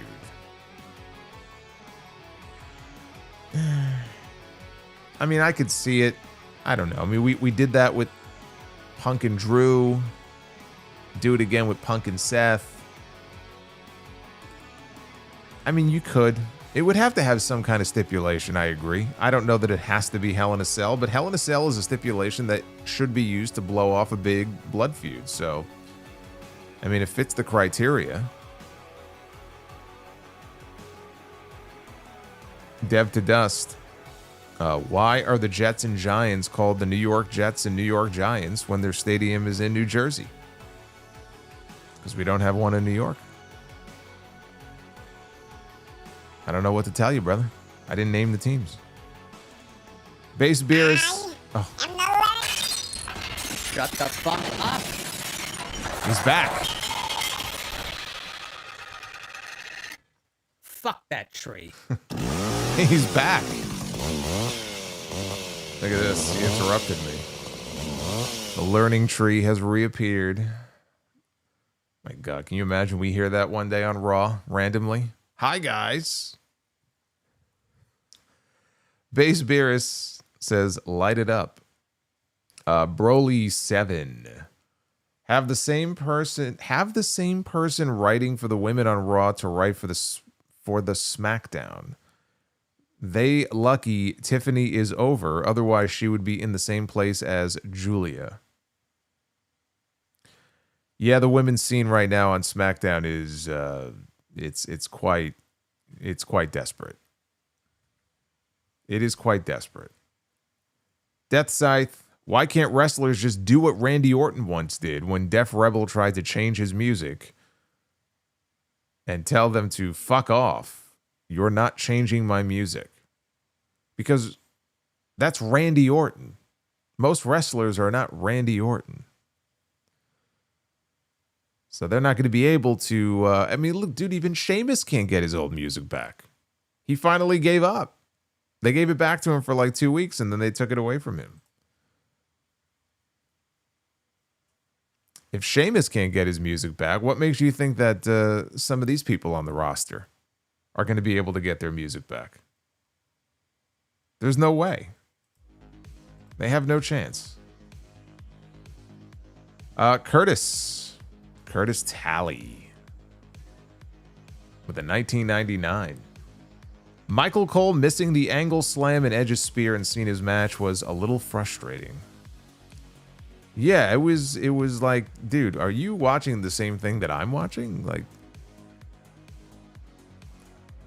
the angle slam was just funny because he just called it like a back suplex, like it's just another move. And Cena took, about 5 business days to actually get him up and over for the move too. So he had plenty of time to realize what it was that he was watching there.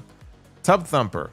I haven't watched a full wrestling program in years. For AJ Lee, I watched a full wrestling program tonight.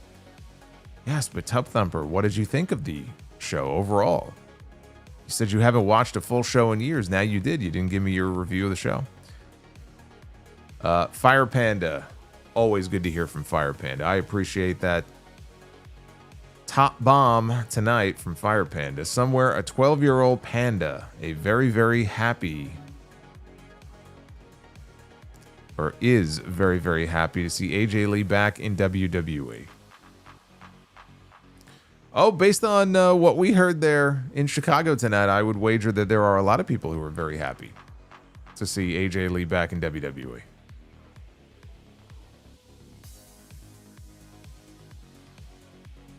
Death Scythe. I also hope we get Cena Fatu, and if anyone says we can't because Fatu is on SmackDown and Cena is on Raw, to that I say, what brand split? Yeah, I mean that's why people mention the draft. I'm like, why? They're gonna do what they want anyway. The hell do you need a draft for? Just you wanna shake the rosters up, shake them up. You don't need a draft to do that. People are gonna go from one show to the other regardless, so it doesn't matter.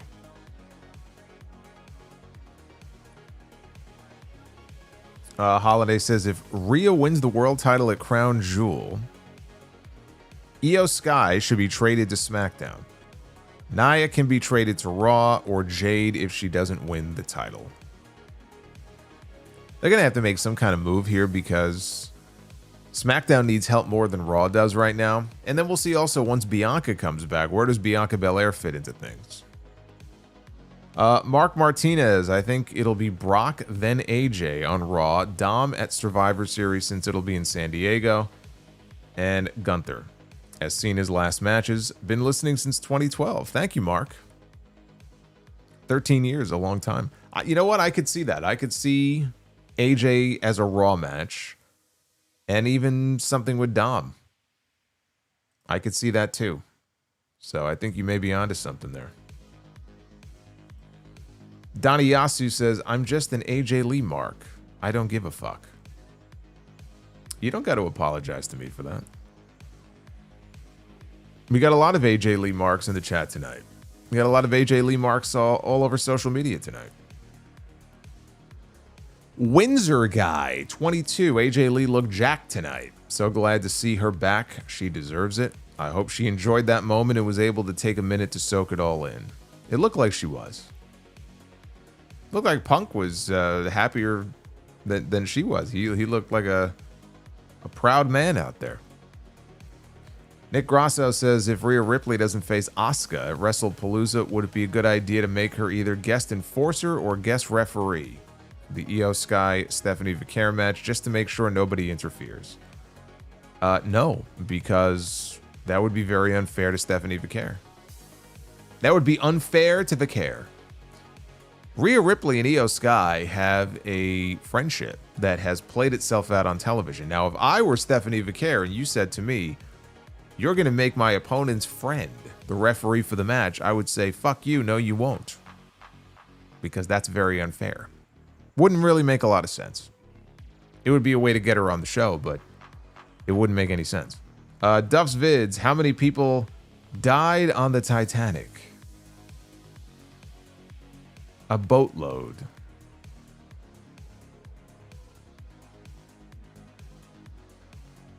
Christian says hi. Hello.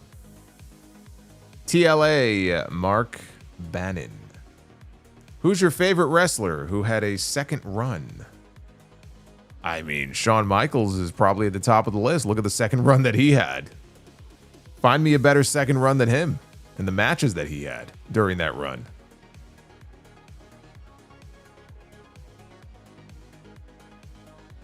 Mark, thank you, though. Duff's Vids with the $4.99. Why was the whale sad? It couldn't find its poipus in life. Poipus. You suck. Couldn't find its poipus. DJ Blind, was this the best SmackDown ending ever? No. No, it is not. It's funny enough. He says it's up there with the ending in 2001 when everyone gave their finishers. Hetty gets a survive. Dude, you just answered your own question. That is still the greatest ending. I'm happy for AJ though, but no, it is not the best ending ever. Dev to Dust says, remember when every New Yorker used to sound like Robert De Niro and Harvey Keitel? See, I'm proof positive that every New Yorker does not sound like that. Not every New Yorker does not sound like Vince Russo, bro. I'm proof of that. Dried Chicken says, this is a low bar here, but this, he says, he would take his chances of watching Ash by Elegance and AJ Francis on TNA over SmackDown's creative. Good luck with that. The bar may be low, but let's not take it down to the basement quite yet.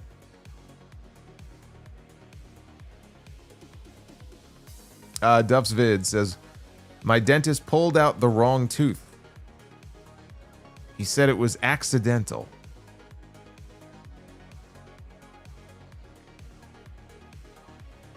It's just awful. It's just awful. Holiday says, predicting Charlotte or accidental. Predicting Charlotte or Alexa wins the women's US title next and Charlotte/Alexa feud for the title into WrestleMania. At least it is wishful thinking.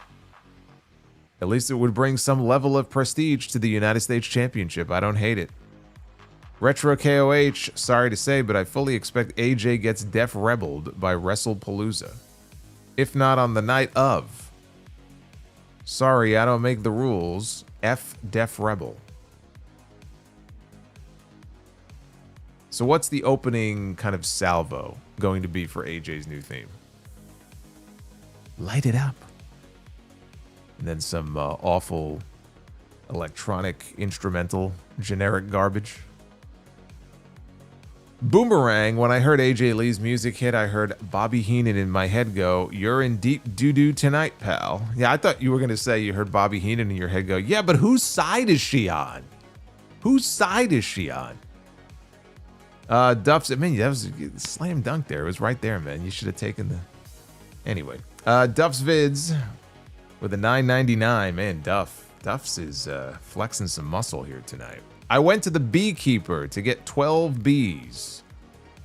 I counted and he gave me 13. I said, sir, you gave me an extra bee.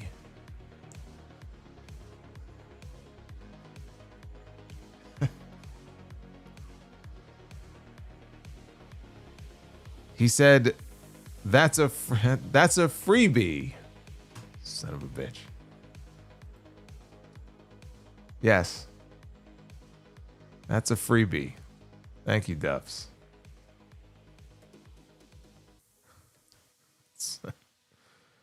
Oh, man.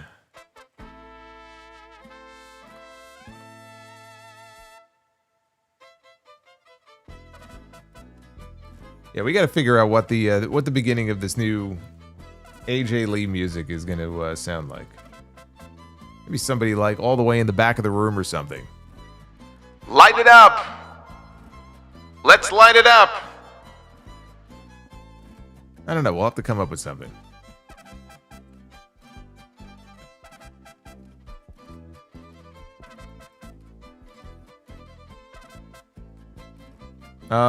Renzo. What if the match with Lesnar, Cena, is able to squash him as kind of a get back for SummerSlam? John Cena in 2025 is not squashing anybody, dude. I think that would be a huge disappointment. I mean, some people would love to see Brock get squashed, but as a pay-per-view main event, 48-year-old John Cena is not squashing anything except the bug beneath his boot. That's about it. MacTub. Do you think Orton should have won at WrestleMania 25? I do, because there was really no need for Triple H to win there. And with Orton going over as the heel, you don't close the show with that. Instead, you do the smart thing, and you close the show with the real main event, which was Shawn Michaels against The Undertaker. So that way, if you're not ending with the WWE Championship match, because Vince was, not every year, but like most of the time, he was very big, especially at WrestleMania, with giving people the happy ending. In addition to whoever else he was giving the happy ending to behind the scenes.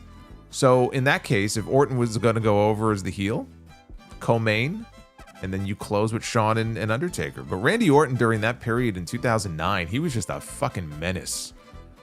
That was probably the best incarnation of Randy Orton. I wouldn't have beaten him. I would have let him keep going. We've got Whiteface with a $9.99. AJ getting the backstage vid of her signing her new WWE contract with Triple H, gleefully smiling the whole time.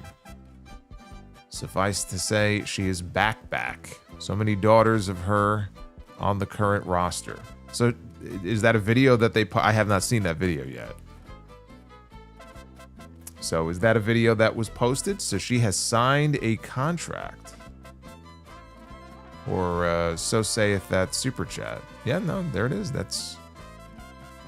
There is indeed video of AJ Lee signing a contract. So she's back. I don't know if that means full time, like every single week, but she's back.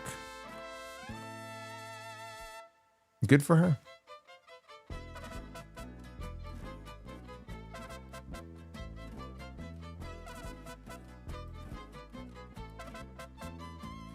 The real CSO2, I agree WWE needs to do more with her, but people's complaint that Julia doesn't get TV time, but when she does, people still complain. It isn't setting the world on fire, but it's still TV time. Dude, it's shit. Come on, dude. Don't make any excuse. Please don't make excuses for them. Don't make, oh, it's still TV time. Sure. Dude, I could take a shit and I could put it on a piece of paper.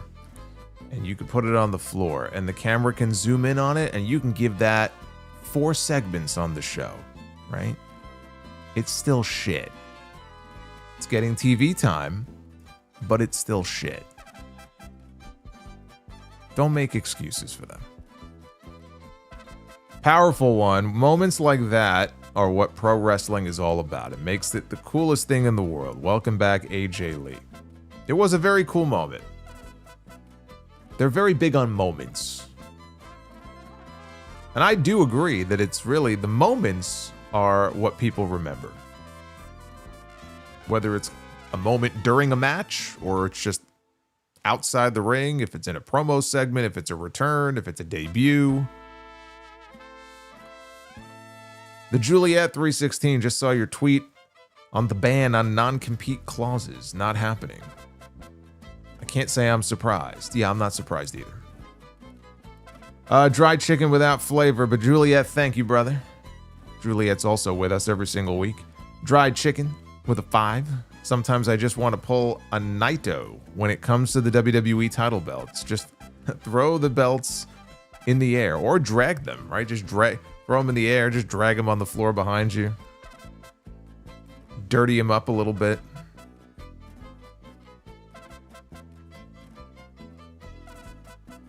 Sorry, Roderick. Enjoy your dinner, though. I'm sure it's delicious. Hopefully he's not having, meatloaf or anything. Mark says, do I see AJ winning another title? If so, which one?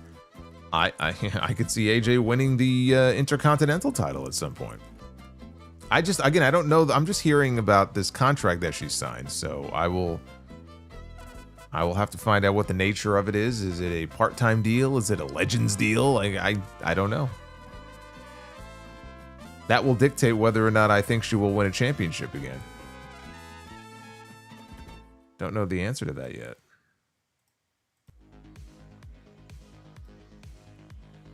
The Boss Mo Jackson with a pair of super chats. Hello there, brother Solo. Hope all is well. I hope all is well with you as well, Boss Mo Jackson. Not an AJ fan. She's more character than wrestling. She is. But we need that on the show as well. Can't just be, it's all great wrestlers and no substance beyond that. You know, with some people, that's the case. They're great wrestlers, but there just isn't much else there. You know, or maybe they just haven't had the chance to show off their personality. These television shows, they need interesting personalities. I would much rather have an interesting personality on these shows than someone who's a fantastic wrestler and bores me to fucking tears. And maybe it's just how bad some of these weekly shows have gotten, that my patience is just worn thin.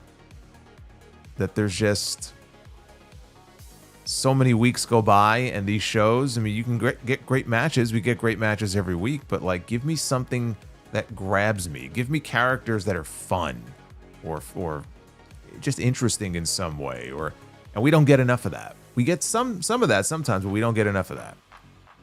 But I would rather have characters like that have charisma, that can be, engaging in some way. And if she or he is not the best wrestler in the world, if they're just okay and serviceable, that's fine. Because you know what? There's tons of great wrestlers out there. There's plenty of great wrestlers out there. But what we see on these shows each week has to be interesting enough to get you to want to tune in the following week to see those people and to see the stories that they're involved in. And if they're boring as shit, then that doesn't really do anybody any good. Characters, personalities, most important part of these shows. Shut the fuck up. What is going on with this learning tree? Like, it's all deformed. Fuck that tree. Tuxedo T Servo. Thank you, brother.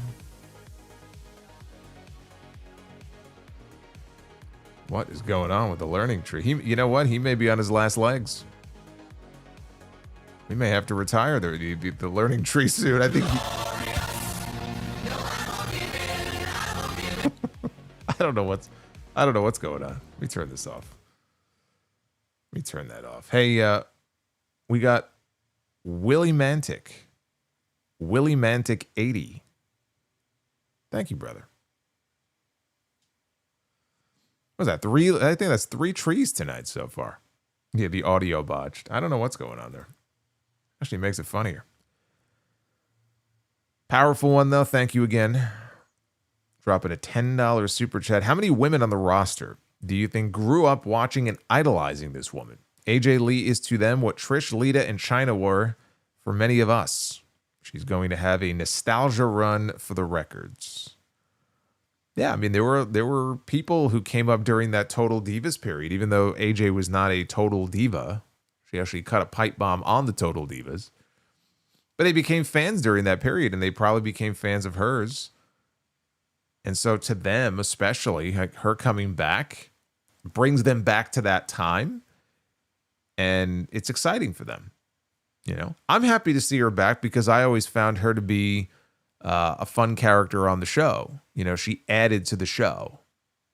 You know, she can talk. I found her to be one of the more interesting female personalities on the show.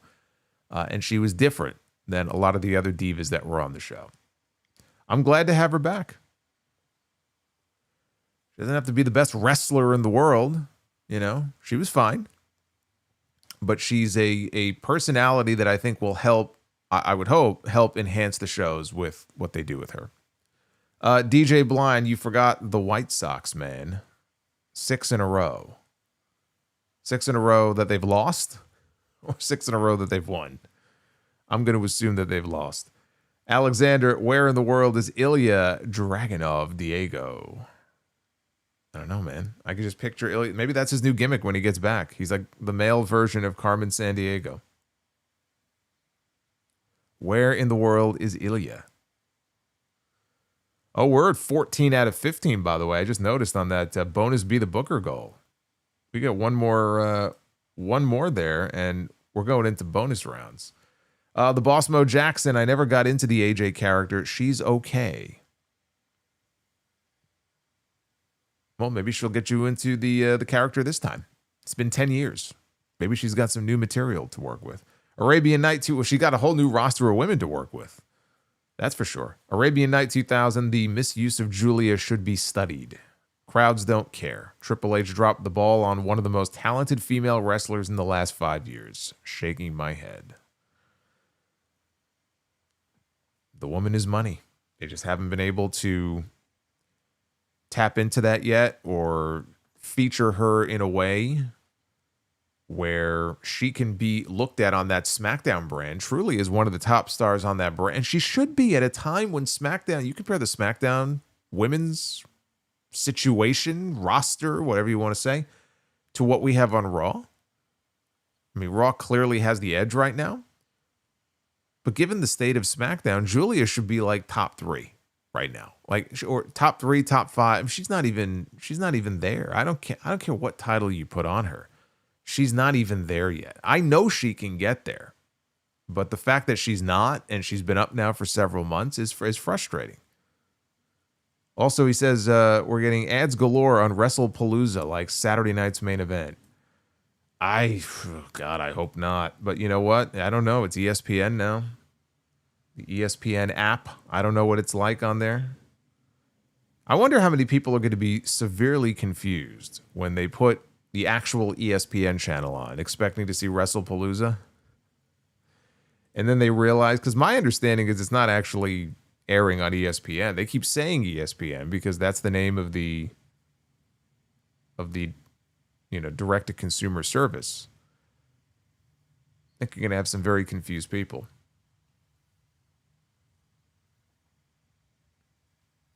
The Boss Mo Jackson, Lesnar F5ing anyone at his age is still fun to watch. He gets some height on it, man. They go flying through the air. Death Scythe, who do you think had the scariest Titantron video? For me, it was Chris Benoit, and it's even more unsettling now given the circumstances. Oh, is that the one where he would just like, he would scream? It was just like his head, and he was like screaming and shaking. Yeah, that's pretty weird. I had the scariest. Probably Steve Blackman, man. If I saw that, it's just various clips of Steve Blackman with they weren't nunchucks. They were, I don't know what you would call them. It's like sawed-off kendo sticks. If I saw that and I knew he was coming out, I'd be pretty scared.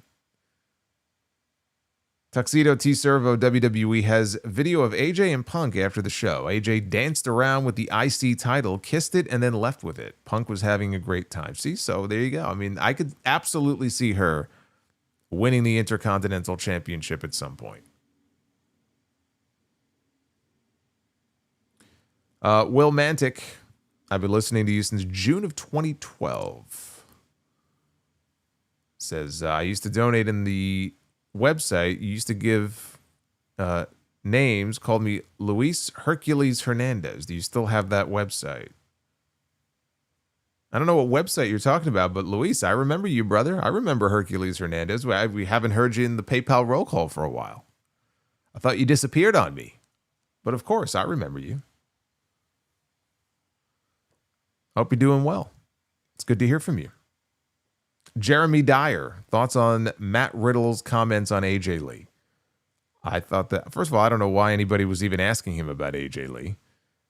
On whatever show that was. It was TMZ that he was on. And I thought it was disgusting. And completely uncalled for. Robert Lee says, double be the booker. Ah, yes. I just noticed. We did. We unlocked the goal. We unlocked the bonus rounds. Awesome. Powerful one. Very few women on the roster, or all time really, who could cut a promo and talk people into the building like AJ could. I'm sure she still can. She had a way on the microphone that not everybody did. And that, I think that is what I am looking forward to also. Getting that first kind of in-ring promo segment with her and Becky. Because we've seen what Becky can do as a heel. I mean, it's one thing like tonight she was insulting the sports teams. That's low-hanging fruit. But I think Becky, for the most part, has been really good when it comes to, you know, like her promo work during this heel run. Put her in the ring with AJ on Monday. And let them go back and forth. That's what I'm looking forward to. See how that goes. Paul Carpenter, remember the Slickster, married AJ and Daniel Bryan. My God, I forgot about that. Was it Slick? I think it was. I forgot about that.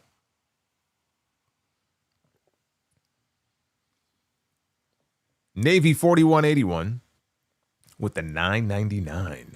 That used to be the cost of the WWE Network. Boy, it's a lot different now. Remember when the network was just $9.99 a month? You got all the pay-per-views. You had the library, or part of the library. They had actual original programming on there. The Edge and Christian Show. What was the full name? The Edge and Christian Show that reeks of awesomeness. They had that cartoon Camp WWE. They had Story Time. He says, in 2002, if Hogan ended up as champion with the NWO, do you think he would have spray painted the Big Eagle belt?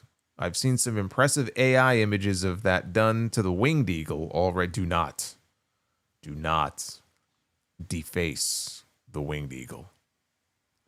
Sacrilege. I don't think they would have spray painted the belt. Oh, Ride Along. Yeah, Ride Along was another one. Table for Three. I'm telling you, man, we didn't know what we had with that network. They actually had really good original programming to go with the archival content and then the pay-per-views for $10 a month. Like, you can't beat that. You can't beat that. Angel Mexicanos with the $4.99. No message, just showing some love. Angel, thank you, man. Your super chats are very much appreciated. They are the lifeblood of this channel. I very much do appreciate it. The Boss Mo Jackson says, EO. Who's the greatest tag team ever? EO? I'm not sure what she has to do with it. Greatest tag teams, though, man. The two that will always be first and foremost on my mind when I get that question: Demolition and the Hart Foundation. For other people, it might be the Road Warriors. It might be the Steiner Brothers. It might be the Dudley Boys. It might be the Hardy Boys. It might be the Usos if you're a newer fan. Demolition or the Hart Foundation. You can't go wrong. That guy, Jaeger, Brother Solo. Did you take one more step with Bully? I can't spoil it. You got to find out yourself. He was getting pretty hot at me, though.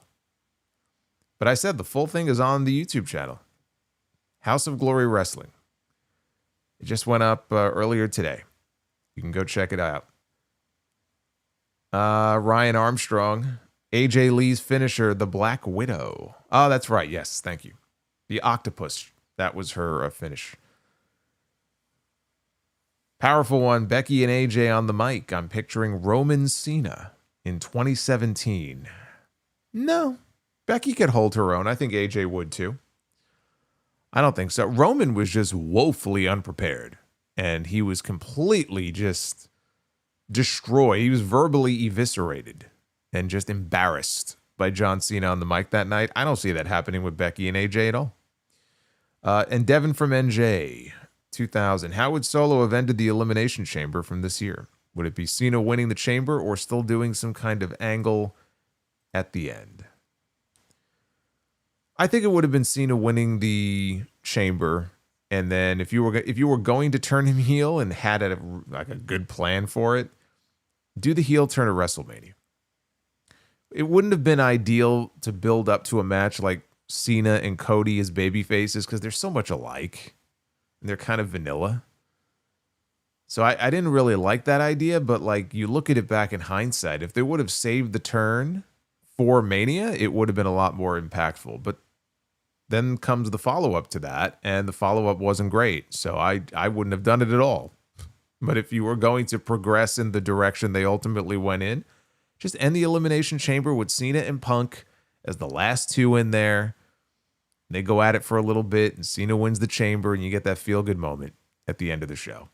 They went for the shock factor, and that was great. As a moment, it was fantastic. We will look back on that moment, though, and people will not look back at it in the way that I think when it happened, people thought they would look back at it. Because you do think about what came next, and what came next sucked. That could have been, people think, oh, this is a generational. That's like that could have been a generational moment in WWE history. It was a great moment, but in retrospect, that's all it was. That's all it was. It ended up meaning nothing.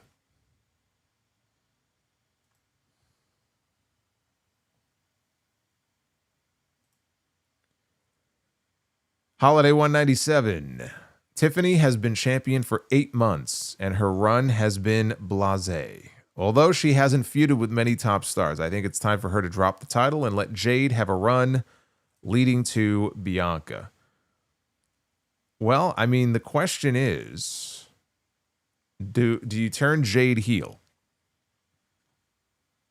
You know, like, does that happen in the course of the match? That way she's a heel. Bianca comes back as a babyface to challenge, heel Jade, or if Jade is doing stuff that Bianca doesn't necessarily approve of, she confronts her about it. I don't know. I still feel like Tiffany or Jade, probably Jade, should go heel or will go heel at the end of all this. I don't know. C's says, do you believe that Io Sky is the best wrestler? I do. In WWE, I do. Mm-hmm. I mean, the top two, Gunther and Io Sky. Those are your two best wrestlers in WWE.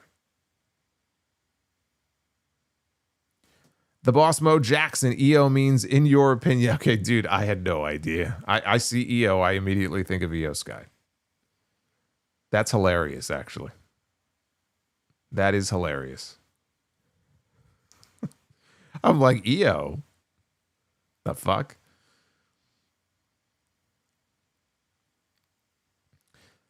Cal. Hey, Cal, what's going on? 12 months of membership. I thought she would have hit Becky with the Black Widow. She looks amazing. Phil Brooks is a lucky man. I really like New Day's new theme. Oh, you like New Day's new theme, huh? Let me see if I can give you a little New Day's new theme here. It's your boys, the New Day. I don't do it quite as well as their theme, but it's all right. It's not great, but it's okay. I've heard worse from Def Rebel. Grant Hudson with 19 months of channel membership. I saw Hogan's cartoon is going to be added to the vault. I remember my dad burned them on CD for me when I was little. Yes, Hulk Hogan's Rock and Wrestling cartoon from the 1980s, if you have not heard. is returning to the WWE Vault channel on YouTube, and they're going to release them in bunches, I think batches of 4, every Saturday morning, starting this morning, because it's now officially Saturday morning. And I love that. I love that they're releasing them on Saturday morning. That's when I used to watch them, when they would come on TV. They did have them on Peacock for a while, or the network. It was one or the other, and then something happened with Hogan. Trying to think if it was maybe it was the early days of the network, and when the Hogan sex tape and the racist stuff leaked, maybe it was around then, but they pulled it. So they had briefly put the episodes up, and then they pulled it. So now they're going to start adding them to the Vault channel on YouTube. So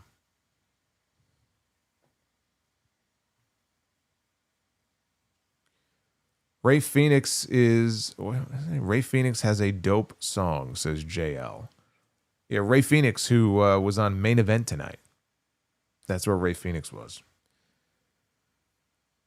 Ryan Awesome. In 2009, TNA's roster was stacked. What if Edge would have jumped ship to the Impact Zone?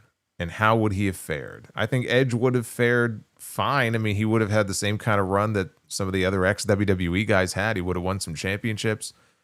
Would it have made a huge difference in terms of where TNA was? No. It wouldn't have made any difference. Dude, they had Hogan come in.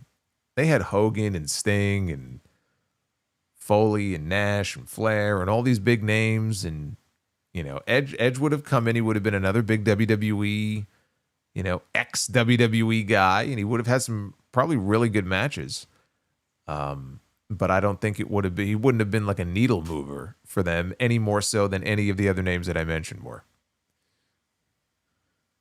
Kevin says, commercials from hell. Do you think they will bring back Paige? On her Chris Van Vliet interview, she said she would love to run with that character again. Never say never, but I feel like if they were interested in her, that they would have already brought her back by now. I don't sense there's a great interest there. Do I think that she will be back at some point, even if just for some cameo appearances? Probably, yeah. But I don't sense that they're itching to bring her back. Deathside, could Dark Side of the Ring Season 7 feature Rick Rude, Buck Zumov, Ashley Massaro, Hana Kimura, Ring Boy Scandal, Sean O'Hare, 97 Little Rock, West Virginia, Memphis, or West Memphis riots? Yeah, the DX riots. I've talked about all this stuff on the show, by the way. Those are all potential candidates, and I think I've had many of those on my own list. Buck Zumov is just an absolutely disgusting story. That is absolutely the epitome of Dark Side of the Ring. Hana Kimura, the only thing about Hana Kimura, it might still be a little too fresh for people. But I think Daphne passed away 4 years ago, and they just did a story on her. So they could do something. When did Hana Kimura die? Was that 4 years ago? It was 3 or 4 years ago now. It might still be a little fresh. The Ring Boy Scandal, I don't see the purpose in doing one on the Ring Boy Scandal at this point. Most of the people that are, or you would want to have interviewed for it are dead. The others who might still be alive, they wouldn't talk to you anyway. And I just feel like it's been rehashed so many times. At this point, if they haven't already done it, I don't see the point. But Rick Rude and Ashley Massaro, yes, absolutely. Sean O'Hare, I could see Sean O'Hare. Oh, she died in 2012. Wow, Hana Kimura has been gone for 5 years. That's crazy. I remember covering that at the time it happened. It was a very sad story.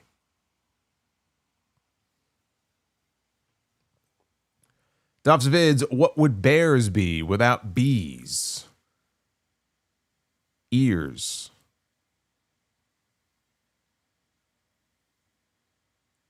You and the bees. C's. We go from B's to C's. That's his name. SEAS. Do you believe that Io Sky is the best wrestler in the world? And then in parenthesis, he says, Mercedes doesn't come close. I haven't seen all the wrestlers in the world. I know there are some great wrestlers that are over right now, some Joshi wrestlers over in Japan. I know Mayu Iwatani exists in the world. Io Sky is among the best wrestlers in the world.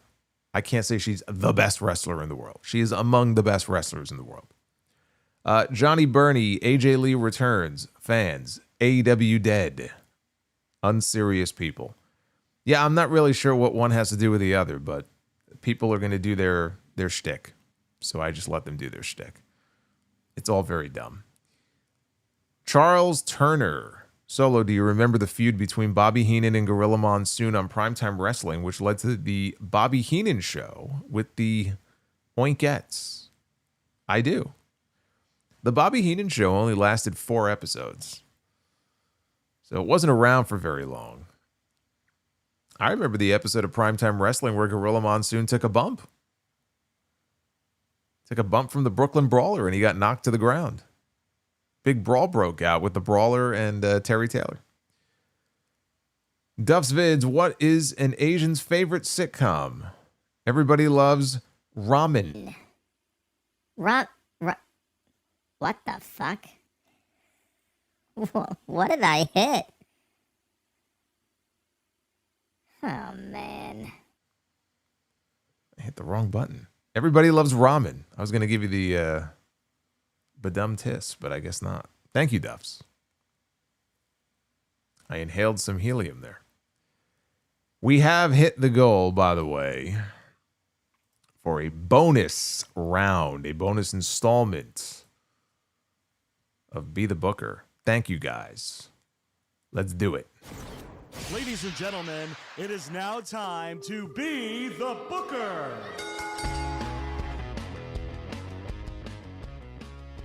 Piece on Hana would be great. Sadly, not getting Julia, Io, or a few others as talking heads would suck. Yeah, again, I just don't know that that's a story they want to tell right now. At some point, we get a season 8, season 9. Then I can see it. All right, Be the Booker time. We got some tag. We just talking about some tag teams. I mentioned the Hart Foundation and Demolition. But we're starting out with definitely not the greatest tag team of all time. We are starting with Breezango. Tyler Breeze and Fandango. And they will be taking on, oh my God, Breezango against the Bushwhackers. We be whacking some bush here tonight. You can do whatever you want. I want no part of this. That's awful. That's fucking terrible. I couldn't hit that button fast enough. On the women's side, we have Alexa Bliss. Where's Bliss Fan? Bliss Fan is very excited. We have Alexa Bliss challenging who? Alexa Bliss and Queen Zelina. Well, one thing about that match is size-wise, height-wise, it's an even match. So at least it's not like a mismatch where one is, that much bigger than the other. Brian Alex says, I love Bush. You voted for him, did you? Main event. Oh, it's the ace. It's the ace. The president, El Presidente of New Japan Pro Wrestling in his own retirement year, actually. John Cena is not the only one having a retirement year. Hiroshi Tanahashi. Ben says, HOG Chicago, cannot wait. Get your tickets. Got some fun stuff planned. Friday night, November 21st. I'll be there. I'll be back. Chicago, I'm back inside you, November 21st. All right, Hiroshi Tanahashi. The ace. Prime ace, yes. When his knees were not jelly. Against the beast, Mortos. Look at that mask. Why are his ears coming out of his cheeks? I just realized how deformed that mask looks. Look at his right eye. Sloping. What a weird mask. Be a great match, though. Prime Tanahashi against the Beast Mortos. That's a Collision main event anywhere in the world. And because you hit the second goal, we get to do this again. This time with stipulations.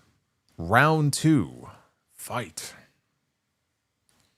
All right, our first stipulation here is going to be barroom brawl. All right?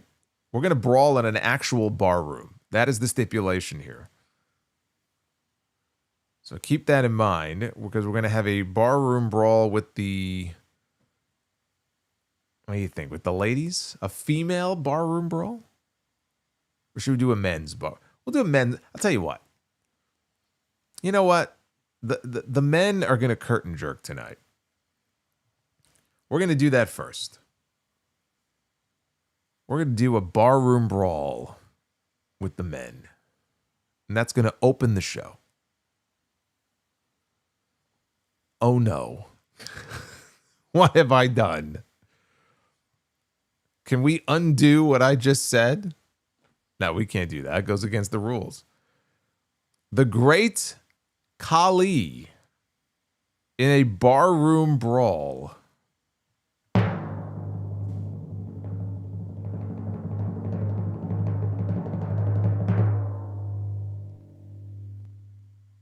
Against Seth Rollins.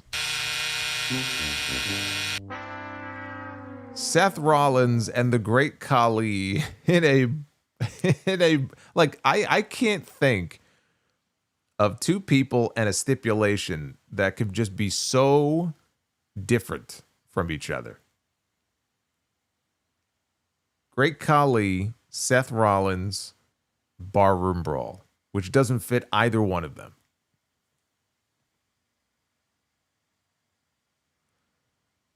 It's a good thing that the men were not in the main event tonight. I'll just say that.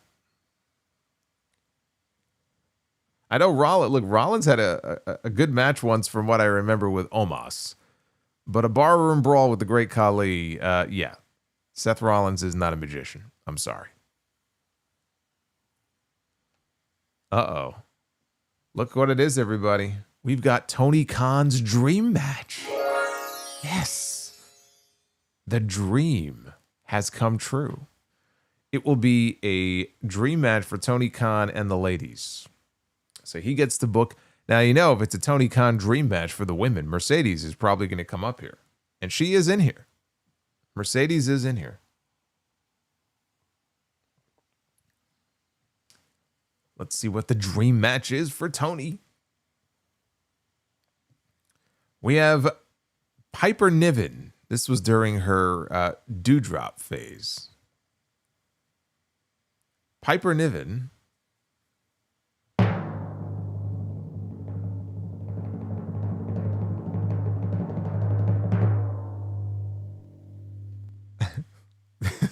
against Emma is definitely not Tony Khan's dream match. Sounds like Tony Khan's nightmare, more like that. Tony Khan is very disappointed in this match here. I'm sure he'd love to have another go at it, but that's not how it works. We do have a tag team match left. We're letting the tag teams main event tonight.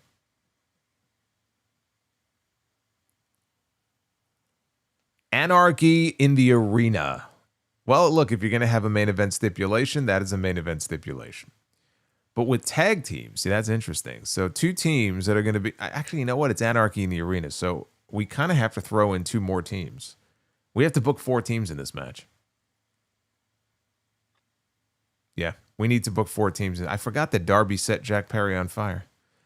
All right, so we're booking 4 teams here. Anarchy in the Arena. Team number 1. Greg Valentine and Brutus Beefcake, the Dream Team. Former WWF Tag Team Champions, as you could see there. That's before he was the barber.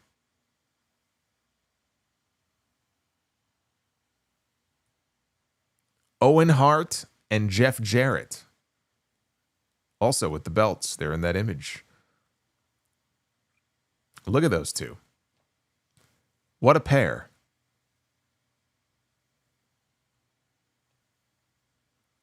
Owen Hart and Jeff Jarrett. The Dream Team. Ah, yeah. Demolition. Axe and Smash. I love it. Now we're talking Anarchy in the Arena here. And the Steiner brothers. Rick, you know, I just realized, like, I think in every, except the Demolition one, every image they're holding in the image the old WWF Tag Team title belts. That's still the best design of those belts. But that is your Anarchy in the Arena match. I like it. I love it. You got Demolition. You got the Steiners. You got Owen Hart and Jeff Jarrett. Who was the first team? I already forgot the first team. That is an Anarchy in the Arena match. See, that it worked out well this time. That is a great main event. That is a great main event. What song is playing in the match? Ooh. That's a good one. Welcome to the Jungle. Think we can get the rights? Probably not, right? I think Welcome to the Jungle would be an appropriate theme.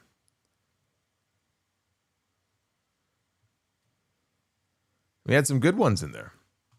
Oh, the Dream Team was the first. Yes, the Dream Team, Demolition, the Steiner brothers. Sold me. Owen Hart and Jeff Jarrett. You sold me on the match. And Clone Force 99. Oh, who wins? Brian says, who wins? Demolition.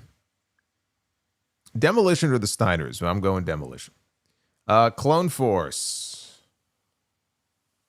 Prayers to my barber. He got in a motorcycle accident at 3 a.m. days ago, and he is in a coma right now. And I had found out today since I had my appointment.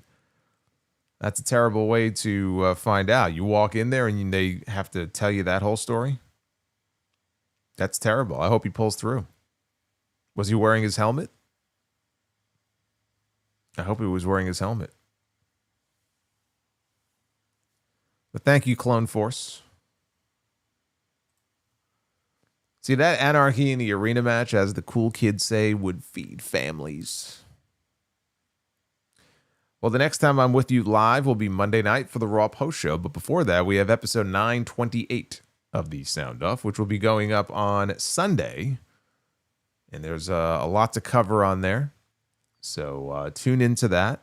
Check out all the other content that has gone up this week on the channel. Plenty of clips. All the other live streams as well, if you missed any of that. And I appreciate all of the support. You guys blew it out tonight. To be the bookers. It's the way it should be all the time. Let's do it again on Monday night. Let's run it back. Maybe we'll do another Anarchy in the Arena match. How about that? And again, if you missed it, the full segment with Bully and myself and the match that followed him and Zilla, that is up right now on the House of Glory YouTube channel. So when you're done here, you can go over there. I think it's like a quick 10 or 11 minutes. Go check that out. Leave some comments and feedback. Find out what happened after that little teaser I left earlier on. Be well. Stay safe. Retro says Solomonster feeds generations. I feel like we got a couple of generations of people that have listened to my show from the going back to the first one I ever did to the current ones. It feels like it sometimes. I love it though. Have a great weekend. Check out the Sound Off. I'll see you back here on Monday night. Take care, guys.